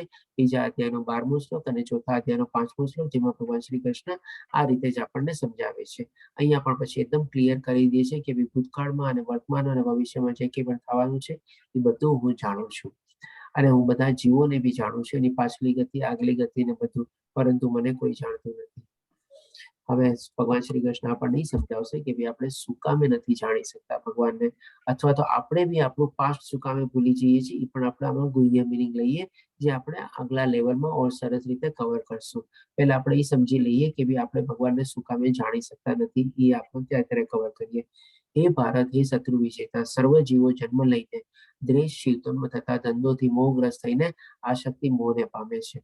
એટલે કે આપણે જાણી લીધું કે આપણામાં આપણે જ્યારે પરાશક્તિનું નિરૂપણ થાય છે, એટલે કે આપણે જીવિત બનીએ છીએ, અને જીવિત થઈને આપણે જે ભગવાન શ્રી કૃષ્ણ કીધું ભૌતિક દુનિયાના સંસર્ગમાં આવીએ છીએ, અને સંસર્ગમાં આવ્યા પછી આપણે સંઘર્ષ કરીએ છીએ, સ્ટ્રગલ કરીએ છીએ. શેનાથી આપણે કરીએ છીએ? તો કે ભાઈ આ બધા દ્વંદ્વોથી અને મોહગ્રસ્ત બધી આશક્તિથી આપણે એમાં વીંટળાઈ જઈએ છીએ. શેનાથી પ્રભાવિત છે? તો કે ત્રિગુણી માયાથી પ્રભાવિત છે. એ પણ ભગવાન શ્રી કૃષ્ણે 13મા શ્લોકમાં આપણને સમજાવ્યું. એટલે કે આખી સાયકલ ભગવાન શ્રી કૃષ્ણે આપણને ક્લિયર કરી દીધી. હવે આના કારણે આપણે શું છે, ભગવાન શ્રી કૃષ્ણને ભૂલી જઈએ છીએ, આત્મજ્ઞાનને ભૂલી જઈએ છીએ, આપણે કોના અંશ છીએ આપણે ભૂલી જઈએ, ક્યાંથી આવ્યા છે બધું ભૂલી ગયું, કારણ કે બધું આપણે આમાં મોહ માયાના આકર્ષણમાં જ આપણે પડી ગયા. અને પછી આપણે પાછલા જન્મનું તો ભૂલી જ જઈએ આપણે, એ તો કઈ યાદ રહેવાનું જ નથી, પણ બાકી બધું બી આપણે અહીંયા બધું ભગવાનને ભૂલી ગયા, આપણો સ્ત્રોત કોણ છે ભૂલી ગયા, અને આપણી જિંદગીનો આપણો ઉદ્દેશ શું છે એ બી બધું ભૂલી ગયા આપણે. અને આવા મોહમાં ને મોહમાં જ આપણે લોકો લાગેલા રહીએ છીએ. આપણે આ રીતે ભગવાન શ્રી કૃષ્ણ કહે છે કે એ લોકો મને જાણી શકતા નથી, અને આને નથી જાણી શકતા એનું રિઝલ્ટ શું થાય છે? તો કે ભાઈ આપણે આધ્યાત્મિક માર્ગ ઉપર આગળ નથી વધી શકતા, અને આધ્યાત્મિક માર્ગ ઉપર આગળ નથી વધી શકતા તો આપણે ભગવાનની પ્રાપ્તિ નથી કરી શકતા. અને બધા માણસો લોકોની આવી સ્થિતિ થાય છે, જે ભગવાન શ્રી કૃષ્ણ ઓલરેડી આપણને 3જા શ્લોકમાં ક્લિયર કરી દીધું. તો કે ભાઈ ભાગ્યે જ હજારો માણસોમાંથી કોઈક આ જ્ઞાન મેળવવાની કોશિશ કરે છે, અને જે થોડા ઘણા લોકો સિદ્ધિ પ્રાપ્ત કરે છે એમાંથી પણ કોઈક એવો વિરલો છે એ મને પ્રાપ્ત કરી શકે છે. એટલે આખું લોજિકલી બધું કેવી રીતે સરસ રીતે આખું ભગવાન શ્રી કૃષ્ણ જ્યાંથી સ્ટાર્ટિંગ હતું ત્યાંથી પાછા આપણે એન્ડ તરફ જઈએ છીએ, કારણ કે 30 શ્લોક છે આમાં, 27 શ્લોકમાં બી પાછું એ જ રીતે આપણને આખી સાયકલ દ્વારા, આખી પ્રોસેસ દ્વારા આપણને સમજાવી દીધું. તો 28 શ્લોકમાં કહે છે ભગવાન શ્રી કૃષ્ણ, જે મનુષ્ય પૂર્વ જન્મના તથા આ જન્મના પુણ્ય કર્મો કર્યા છે, અને જેમના પાપ કર્મો સમૂળગા નષ્ટ થયા છે, તેઓ મોહના ધંધોથી મુક્ત થઈ જાય છે. એટલે કે કોણ મોહ માયા અને બધાથી ધંધોથી દુઃખ થાય છે, મુક્ત થાય છે? તો કે ભાઈ જેના પૂર્વ જન્મના અને આ જન્મના પુણ્ય કર્મો બધા ભેગા થાય છે ત્યારે, અને સાથે સાથે જે એના પાપ કર્મો છે એ પણ આ જન્મના, એ પણ પૂર્વ જન્મના બધા સંપૂર્ણ રીતે નષ્ટ થઈ ગયા હોય છે. એ લોકો જ આપણે આ મોહથી બધાથી મુક્ત થઈ શકે છે. અને જ્યારે આવી રીતે જો મોહથી મુક્ત થઈ જાય ત્યારે ભગવાન શ્રી કૃષ્ણ કહે છે કે મારી સેવામાં અથવા ભક્તિમાં દ્રઢ નિશ્ચયપૂર્વક પરોવાઈ જાય છે, અને એનું એન્ડ રિઝલ્ટ પણ આપણે જાણીએ છીએ, ભગવાનની પ્રાપ્તિ આપણા માટે બહુ સરસ રીતે થઈ જાય છે. પણ હવે આ બધું ચીજ કેટલું અંશે થાય છે એ આપણે પણ જાણીએ છીએ. હવે આ બધું જાણ્યા પછી હવે ભગવાન શ્રી કૃષ્ણ આપણને 29મા શ્લોકમાં કહે છે કે જે બુદ્ધિશાળી મનુષ્ય છે, એટલે કે જે લોકો આવું આધ્યાત્મિક જર્નીમાં, આપણે આધ્યાત્મિક સફરમાં આગળ વધવાની કોશિશ કરે છે, અને જરા મૃત્યુ, જન્મ મૃત્યુ, જરા વ્યાધિમાંથી આપણે ચક્કરમાંથી મુક્ત માટે પ્રયત્નશીલ રહે છે, તેઓ મારી ભક્તિનો આશ્રય ગ્રહણ કરે છે, અને તેઓ વસ્તુત બ્રહ્મ છે, કારણ કે તેઓ દિવ્ય કર્મો વિશે પૂર્ણપણે જાણે છે. હવે એને શું છે, આખી અહીંયા ભગવાન શ્રી કૃષ્ણ ફરીથી પાછું આપણા દિવ્ય કર્મોને એને ટચ કરે છે અહીંયા, જે આપણને 3જા અને 5મા અધ્યાયમાં બી ડિટેલમાં સમજાવ્યું એ રીતે કે ભાઈ વસ્તુ તો બ્રહ્મ તો છે જ, કે ભાઈ ચાલો એ જ્ઞાન માટે કોશિશ કરે છે, એમાં પ્રયત્નશીલ રહે છે, ભક્તિમાં પરોવાય છે, એનો આશ્રય લે છે, શરણાગતિ લે છે, બધું કરે છે. પણ એની સાથે સાથે એવું નથી કે ખાલી એમાં જ લાગી ગયો. એના માટે પણ ભગવાન શ્રી કૃષ્ણ કારણ કહે છે કે કારણ કે તેઓ દિવ્ય કર્મો વિશે પણ પૂર્ણપણે જાણે છે. એટલે કે એક થોડુંક શું એડ ઓન બી કરી દે છે, જેમ આપણે પીઝા ને બધું હોય એમાં ટોપિંગ્સ કેમ હોય, એટલે કે આ ટોપઅપ રૂપે ભગવાન શ્રી કૃષ્ણ એડ કરે છે. પણ એ પણ બહુ મહત્વની ચીજ છે. શું છે કે ભાઈ દિવ્ય કર્મ, એટલે કે ભાઈ આપણો સ્વધર્મ નિભાવવાનો છે, સાથે સાથે આપણે આપણા આધ્યાત્મિક કર્મો બી કરવાના છે. તો એ આપણા બધા દિવ્ય કર્મો રીતે અથવા નિષ્કામ કર્મ આપણે ગણાય, અને એ પણ પૂર્ણપણે જાણે છે, ને એ પણ સાથે સાથે જાણે છે એટલે કરતો જ હોય ને. જો જાણતો હોય ને કરતો હોય તો કઈ મતલબ નથી, પણ એ જાણતો હોય તો ડેફિનેટલી કરતો જ હોય. એટલે કે આ રીતે જયારે આપણે ભક્તિનો બી આશ્રય લઈ લઈએ, પણ સાથે સાથે આપણે આપણા દિવ્ય કર્મો તો કરવાના જ છે. અને દિવ્ય કર્મો 2 પાર્ટ છે, આપણો સ્વધર્મ નિભાવવાનો છે, અને આપણા આધ્યાત્મિક કર્મો કરવાના છે. તો આ રીતે આપણે એમાં આપણે આગળ પ્રગતિ કરી શકીએ. હવે આ બધી ચીજ બહુ ડિફિકલ્ટ લાગે આપણને કે ભાઈ કરવું કેવી રીતે, આનો કોઈ શોર્ટકટ છે કે નહીં? તો ડેફિનેટલી ભગવાન શ્રી કૃષ્ણ છેલ્લા શ્લોકમાં આપણને શોર્ટકટ બી બતાવે છે. 30મો શ્લોક આમાં છે નહીં, ઓકે. તો 30મો શ્લોક બી આપણે લઈ લઈએ. ભગવાન છે, કોઈ મને હેલ્પ કરશે 30મો શ્લોક વાંચવા માટે? હરે કૃષ્ણ. હરે કૃષ્ણ. પ્રભુજી વાંચું? હા પ્લીઝ માતાજી વાંચો ને. સાધિ પુદાદિ દૈવમ મમ સાધિ યજ્ઞમ ચ યે વિદુઃ પ્રયાણ કાલે અપી ચ મામ દેવી દુર્યુક્ત ચેતસઃ. જે મનુષ્યો મને પરમેશ્વરને મારી પૂર્ણ ચેતનામાં રહીને મને જગતનો, દેવોનો તથા યજ્ઞની સર્વ પદ્ધતિઓનો નિયામક જાણે છે, તેઓ પોતાના મૃત્યુ સમયે પણ મને ભગવાન તરીકે જાણી તથા સમજી શકે છે. ધન્યવાદ હરે માતાજી. કૃષ્ણ. તો આ છે આપણો શોર્ટકટ. માની લો આખી જિંદગી આપણે ગમે તે કર્યું, પણ જો મરતી વખતે બી જો આપણે ભગવાન શ્રી કૃષ્ણની શરણાગતિ લઈએ અને સંપૂર્ણ એની ભક્તિમાં આપણે ઇન્વોલ્વ થઈ જઈએ તો પણ આપણા મુક્તિના દ્વાર ખુલી જાય છે.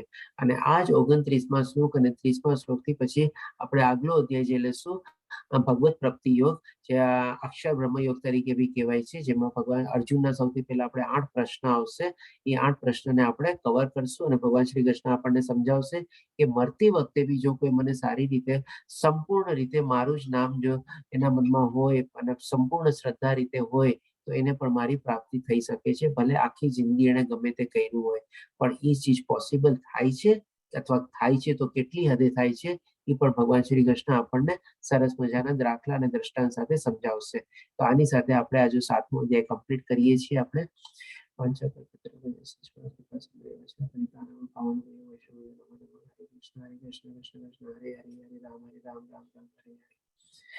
તો હવે જો કોઈને પ્રશ્ન હોય તો લઈ શકીએ છીએ આપણે.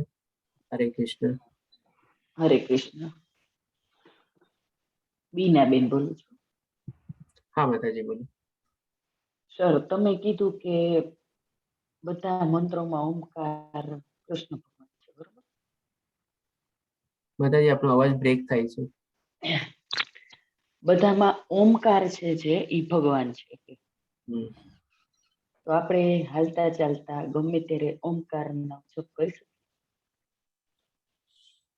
જી માતાજી કરી શકો છો. આપ બી બરોબર? તમે જો એ કરતા હો તો તમે એને કન્ટિન્યુ રાખી શકો છો અને સાથે સાથે તમે એક આપણે મહામંત્ર જે આપણે માળા છે એ હા, પણ એ તો તમે તમે કીધું. કન્ટિન્યુ કરો તો એ પણ આપણે થઈ શકે છે. જેમ મેં કીધું ને, અને આપણા મંત્રમાં છે ને ઘણા બધા એવા હોય છે જે લોકો ઓલરેડી કેરી ઓન કરતા હોય, જેમ કે ઓમ આવે, શ્રી કૃષ્ણ શરણમ આવે, હરે કૃષ્ણ મહામંત્ર આવે, એવી રીતે કંઈક ને કંઈક હોય છે. ઘણા લોકો હે રામ જય રામ બી બોલે છે, ઘણા લોકો રામ રામ બોલે છે. આવી રીતે બધા અલગ અલગ મંત્રો છે અને એ બધા મંત્રોમાં છે ને ભગવાન શ્રી કૃષ્ણનો વાસ છે જ ઓલરેડી. તો આપણે એને લઈ શકીએ છીએ. સર, તો જો બીજું એક તમે કરતા હો તો તમે એને કન્ટિન્યુ રાખી શકો છો અને ખાલી એમાં એક માળા આપણે એડ કરી દો તો આપણને સરસ રહેશે. પ્રશ્ન છે. હા માતાજી. શરણાગતિ કૃષ્ણ ભગવાન, બરોબર? આજે આવ્યું ને આપણે હા. અધ્યાયમાં શરણાગતિ કરી દીધી કે ભગવાનને કહી દીધું હું તારા શરણ છું, બરોબર? પછી આપણે કાંઈ ન કરીએ, ખાલી ભગવાનનું નામ લઈએ તો ચાલે? બરાબર. તો આગળ શું પ્રશ્ન શું આપનો? હા, એ જ પ્રશ્ન કે પછી દિવસમાં કોઈ વાર આપણને ભગવાન યાદ આવે ન આવે, શરણાગતિ કેવી રીતે એમ? માતાજી આમાં એવું છે ને કે શરણાગતિ લીધા પછી છે ને આપણે ભક્તિ કરવી પડે છે ભગવાનની. ખાલી શરણાગતિ છે ને ઇનફ નથી. આપણે ડેફિનેટલી ભગવાનની શરણાગતિનો મતલબ શું છે કે આપણા મનમાંથી રાગ દ્વેષ ક્રોધ બધા વયા ગયા, અહંકાર વયા ગયા. આપણે બધા જીવોને આપણે સમાન દ્રષ્ટિથી જોઈએ પછી આપણે શરણાગતિ લઈએ ને તો આપણી શરણાગતિ સ્વીકાર્ય થાય છે. હવે જેવી આપણે શરણાગતિ લઈ લીધી પછી આપણે કરીએ શું? આજે માની લો તમે આપણે કોઈ સ્ટુડન્ટનું એક્ઝામ્પલ લઈએ. હવે એને સ્કૂલમાં એડમિશન લઈ લીધું. હવે સ્કૂલમાં એડમિશન લઈને પછી શું ક્લાસમાં જઈને કરે શું? ખાલી જઈને બેન્ચ ઉપર બેઠો રહે? એને કંઈક એક્ટિવિટી તો કરવી પડે કે નહીં? કરવી પડે સર. બસ. તો એ જ જે આપણી ભક્તિ છે. આપણે શરણાગતિ લીધા પછી કરવાનું શું? કારણ કે શરણાગતિ ઇઝ નોટ ઇનફ. જેમ ખાલી સ્કૂલમાં એડમિશન લઈ લીધો, છોકરો વિચારે કે હું ઘરે સ્કૂલે નહીં જાઉં અને બધું મારું પાસ થઈ જાય, નથી થવાનું.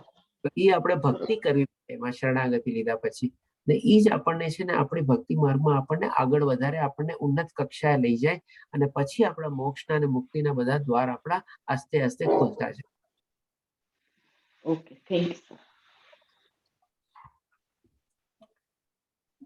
તુષાર પ્રભુજી, આપનો પ્રશ્ન હેન્ડ રેઝ છે, પૂછી શકો છો.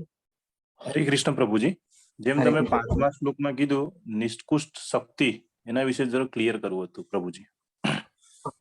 નિકુષ્ટ શક્તિ એટલે કે આપણે જે 8 જે ભગવાને વર્ણવ્યું ને એના આગલા શ્લોકમાં, જેમાં આપણને 5 વ્યક્ત ચીજમાં જોયું આપણે કે ભાઈ હા. આકાશ, પછી પૃથ્વી, જળ, વાયુ, ભૂમિ. અગ્નિ, Yes. જળ અને ધરતી, જેને આપણે 5ને આપણે ફીલ કરી શકીએ છીએ ને. 5 આપણા ઇન્દ્રિયો અને ઇન્દ્રિયના વિષયો આવેલા છે, અને 3 જે છે આપણે અવ્યક્ત છે, જેમાં મન, બુદ્ધિ અને અહંકાર આવે છે. એ 8 ચીજ મળીને શું છે, ભગવાન શ્રી કૃષ્ણ એમની બાહ્ય શક્તિ દ્વારા આ ભૌતિક પ્રકૃતિનું સર્જન કરેલું છે, જે આપણે દેખાય છે. હવે એમાં છે ને હું થોડુંક ડિટેલમાં મેં ત્યારે ઓછું લીધેલું હતું, કેમ કે ચાલો આપણો પ્રશ્ન છે તો એ બી ક્લિયર કરી લઉં. જેમ કે આપણે 5 જે તત્વ જે છે જેને આપણે જોઈ શકીએ છીએ અથવા વ્યક્ત રૂપમાં છે, એમાં કેવી રીતે આપણા ઇન્દ્રિય અને ઇન્દ્રિય વિષયોનો વાસ થયેલો છે. તો જેમાં આપણે સૌપ્રથમ પૃથ્વી લઈએ, તો પૃથ્વીમાં શું છે, આપણે 5 આપણી ઇન્દ્રિયોથી આપણે એને યુઝ કરી શકીએ છીએ. આપણે પૃથ્વીને જોઈ શકીએ છીએ, પૃથ્વીમાં ટક ટક આપણે અવાજ કરીએ તો આપણે એને સાંભળી શકીએ છીએ, પૃથ્વીમાં સ્વાદ છે એટલે આપણે એને ચાખી બી શકીએ છીએ, પૃથ્વીમાં સુગંધ બી છે એટલે આપણે સૂંઘી બી શકીએ છીએ. ભગવાન શ્રી કૃષ્ણ પોતે જ આ અધ્યાયમાં શ્લોકમાં કીધું કે એની આદ્ય સુગંધ હું છું. અને ડેફિનેટલી આપણે પૃથ્વીને આપણે ટચ બી કરી, બધું આપણે એમાં આવી ગયું, એટલે 5 સેન્સીસ એમાં આવી ગયા. આઈ હોપ કે કોઈ મિસ આઉટ નથી થઈ. આંખ આવી ગયો, કાન આવી ગયો, આપણે હાથ, જીભને આપણે ચાખી બી શકીએ છીએ, સૂંઘી બી શકીએ છીએ અને ટચ બી કરી શકીએ. એટલે 5 ઇન્દ્રિયો આપણે પૃથ્વીમાં યુઝ થઈ ગઈ. હવે જેમ જેમ આપણે 5 તત્વોમાં આગળ વધતા જઈએ ને, પૃથ્વી પછી આપણે બીજું આવે છે જળ. તો જળમાં છે ને આપણી એક ઇન્દ્રિય આપણે હવે ઓછી થતી જશે. જેમ કે જળમાં સૌથી પહેલા આપણું નાક, એટલે કે સુગંધ, આપણે એને પાણીની છે ને કોઈ સ્મેલ, ઓરિજિનલ પાણીની કોઈ સ્મેલ હોતી નથી અથવા કોઈ સુગંધ હોતી નથી. તમે એમાં ગુલાબ જળ નાખો તો તમને ગુલાબ જળની સુગંધ આવે.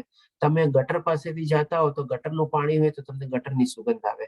એટલે કે ઓરિજિનલ જે પાણી હોય એની કોઈ સુગંધ હોતી નથી, એ એમાંથી લુપ્ત થયું. બાકી 4 સેન્સ દ્વારા તમે એને યુઝ કરી શકો છો, એને તમે જોઈ શકો છો, પાણીનો બી ધોધ વહેતો હોય તો એનો અવાજ હોય છે, તમારે પાણીને ચાખી શકો છો, બધું કરી શકો છો.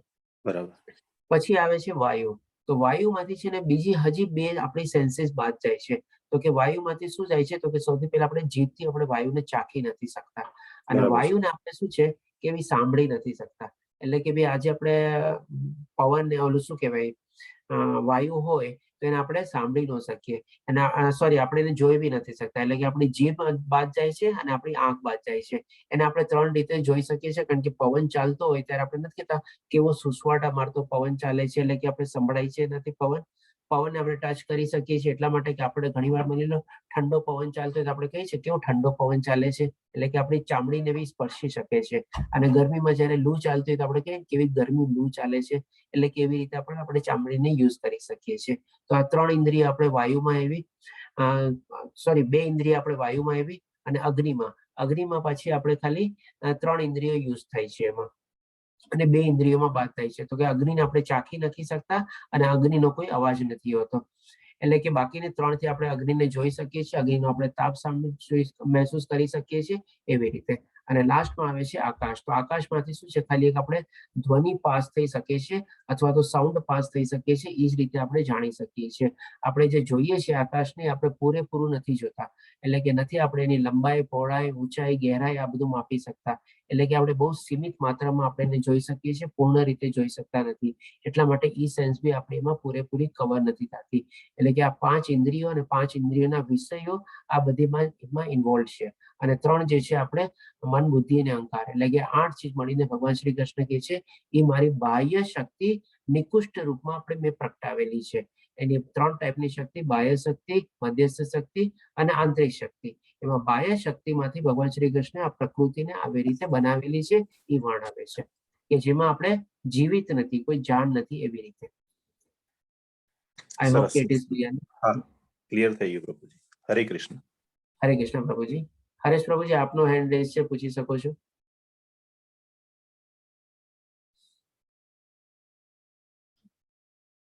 આપ મ્યુટ છો હરેશ પ્રભુજી. હેલો, તમારા હા પ્રભુ. વોટ્સએપમાં પેલો ફોટો મોકલ્યો તમે. હા, મોકલાવેલો છે, હું શેર કરતા રહી ગયું છે, કરી દઈશું ચોક્કસ. હા, તમે જોયું નથી એટલે મેં કર્યું. ના, મેં જોઈ લીધું છે. હા, જોઈ લીધું છે. Okay okay okay. હરે કૃષ્ણ. ધન્યવાદ પ્રભુજી. હરે કૃષ્ણ પ્રભુજી. રવિ પ્રભુજી આપનો હેન્ડ રેઝ છે, પૂછી શકો છો. હરે કૃષ્ણ બાબુજી. હરે મારે કૃષ્ણ. આજે 8 ભૌતિક શક્તિઓ હતી એમાંથી અહંકાર ને પોઝિટિવ વે માં કેવી રીતે લેવાય એનું કોઈ ઉદાહરણ?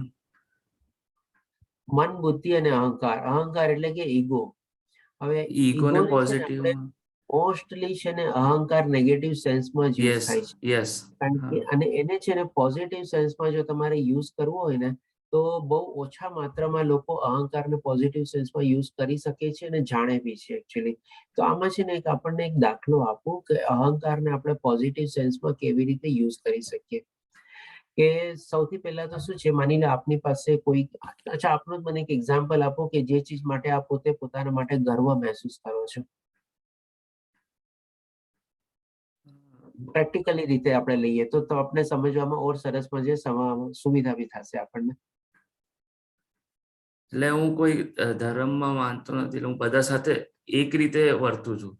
હું કોઈને એવી રીતે જ્ઞાતિ કે એવું કશું પૂછતો નથી કોઈને. એ મને કશું. અચ્છા, તમે ધેટ મીન્સ કે આપણે એ રીતે લઈએ કે તમે બધામાં સમત્વ ભાવ જોવો છો, બધામાં તમે આત્મા જોવો છો, એ રીતે. એમ આઈ રાઈટ? હા, અને આ Okay. કોઈ મને શીખવાડ્યું નથી, નાનપણથી જ હું આવી રીતે જ રહું છું. ઓકે, બરોબર છે. તો આ તમારો પ્લસ પોઈન્ટ છે. હા. આ પ્લસ પોઈન્ટ માટે તમે શું તમારી જાતને આમ સમજો છો કે ભાઈ આ બહુ સારો અને બહુ મહત્વનો પોઈન્ટ છે, એમ હા, સમજો છો તમે? કેટલીક વાર થાય છે એવું. ઓકે, કેટલીક વાર થાય છે. તો તમે ત્યારે કેવી રીતે વર્તો છો? ક્યારેક તમને આવું થતું હોય ત્યારે, કોઈ વ્યક્તિ તમારી સામે આવતી હોય ત્યારે? તો કેટલીક વાર બોલાઈ જાય છે.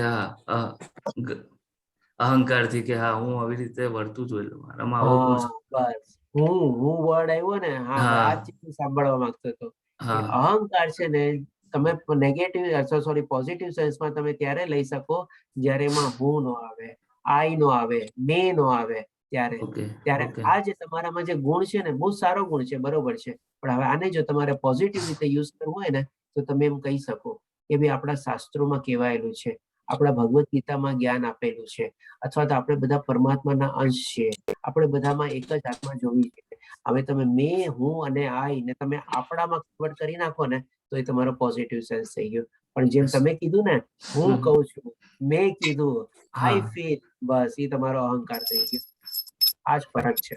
ધન્યવાદ ખાલી પ્રભુજી. મેં, હું અને આઈ હટાવી દો અને એને રિપ્લેસ કરી દો આપણે, અથવા તો કોઈ શાસ્ત્રનો સંદર્ભ આપો, અથવા તો કોઈ મહાપુરુષનો સંદર્ભ આપો કે ભાઈ મેં આમના મુખેથી આવી રીતે સાંભળેલું છે અને એ પ્રમાણે આચરણ કરવું જોઈએ આપણે. એમાં પણ પાછું તમે કહો ને એ પ્રમાણે હું આચરણ કરું છું તો પાછો એ અહંકાર આવી ગયો. યસ, ધન્યવાદ પ્રભુજી, બહુ સરસ. એટલે આ હું ને મેં હટાવી દો, આપણે રિપ્લેસ કરી દો, શાસ્ત્ર રિપ્લેસ કરી દો, મોટા માણસને રિપ્લેસ કરી દો, તમારો અહંકાર પોઝિટિવ સેન્સ થઈ ગયો. બસ. યસ, હરે કૃષ્ણ પ્રભુજી. ધન્યવાદ પ્રભુ. બીજા કોઈ પ્રશ્ન હોય તો લઈ શકીએ છીએ આપણે, કે પછી આજે વિરામ લઈએ આપણે?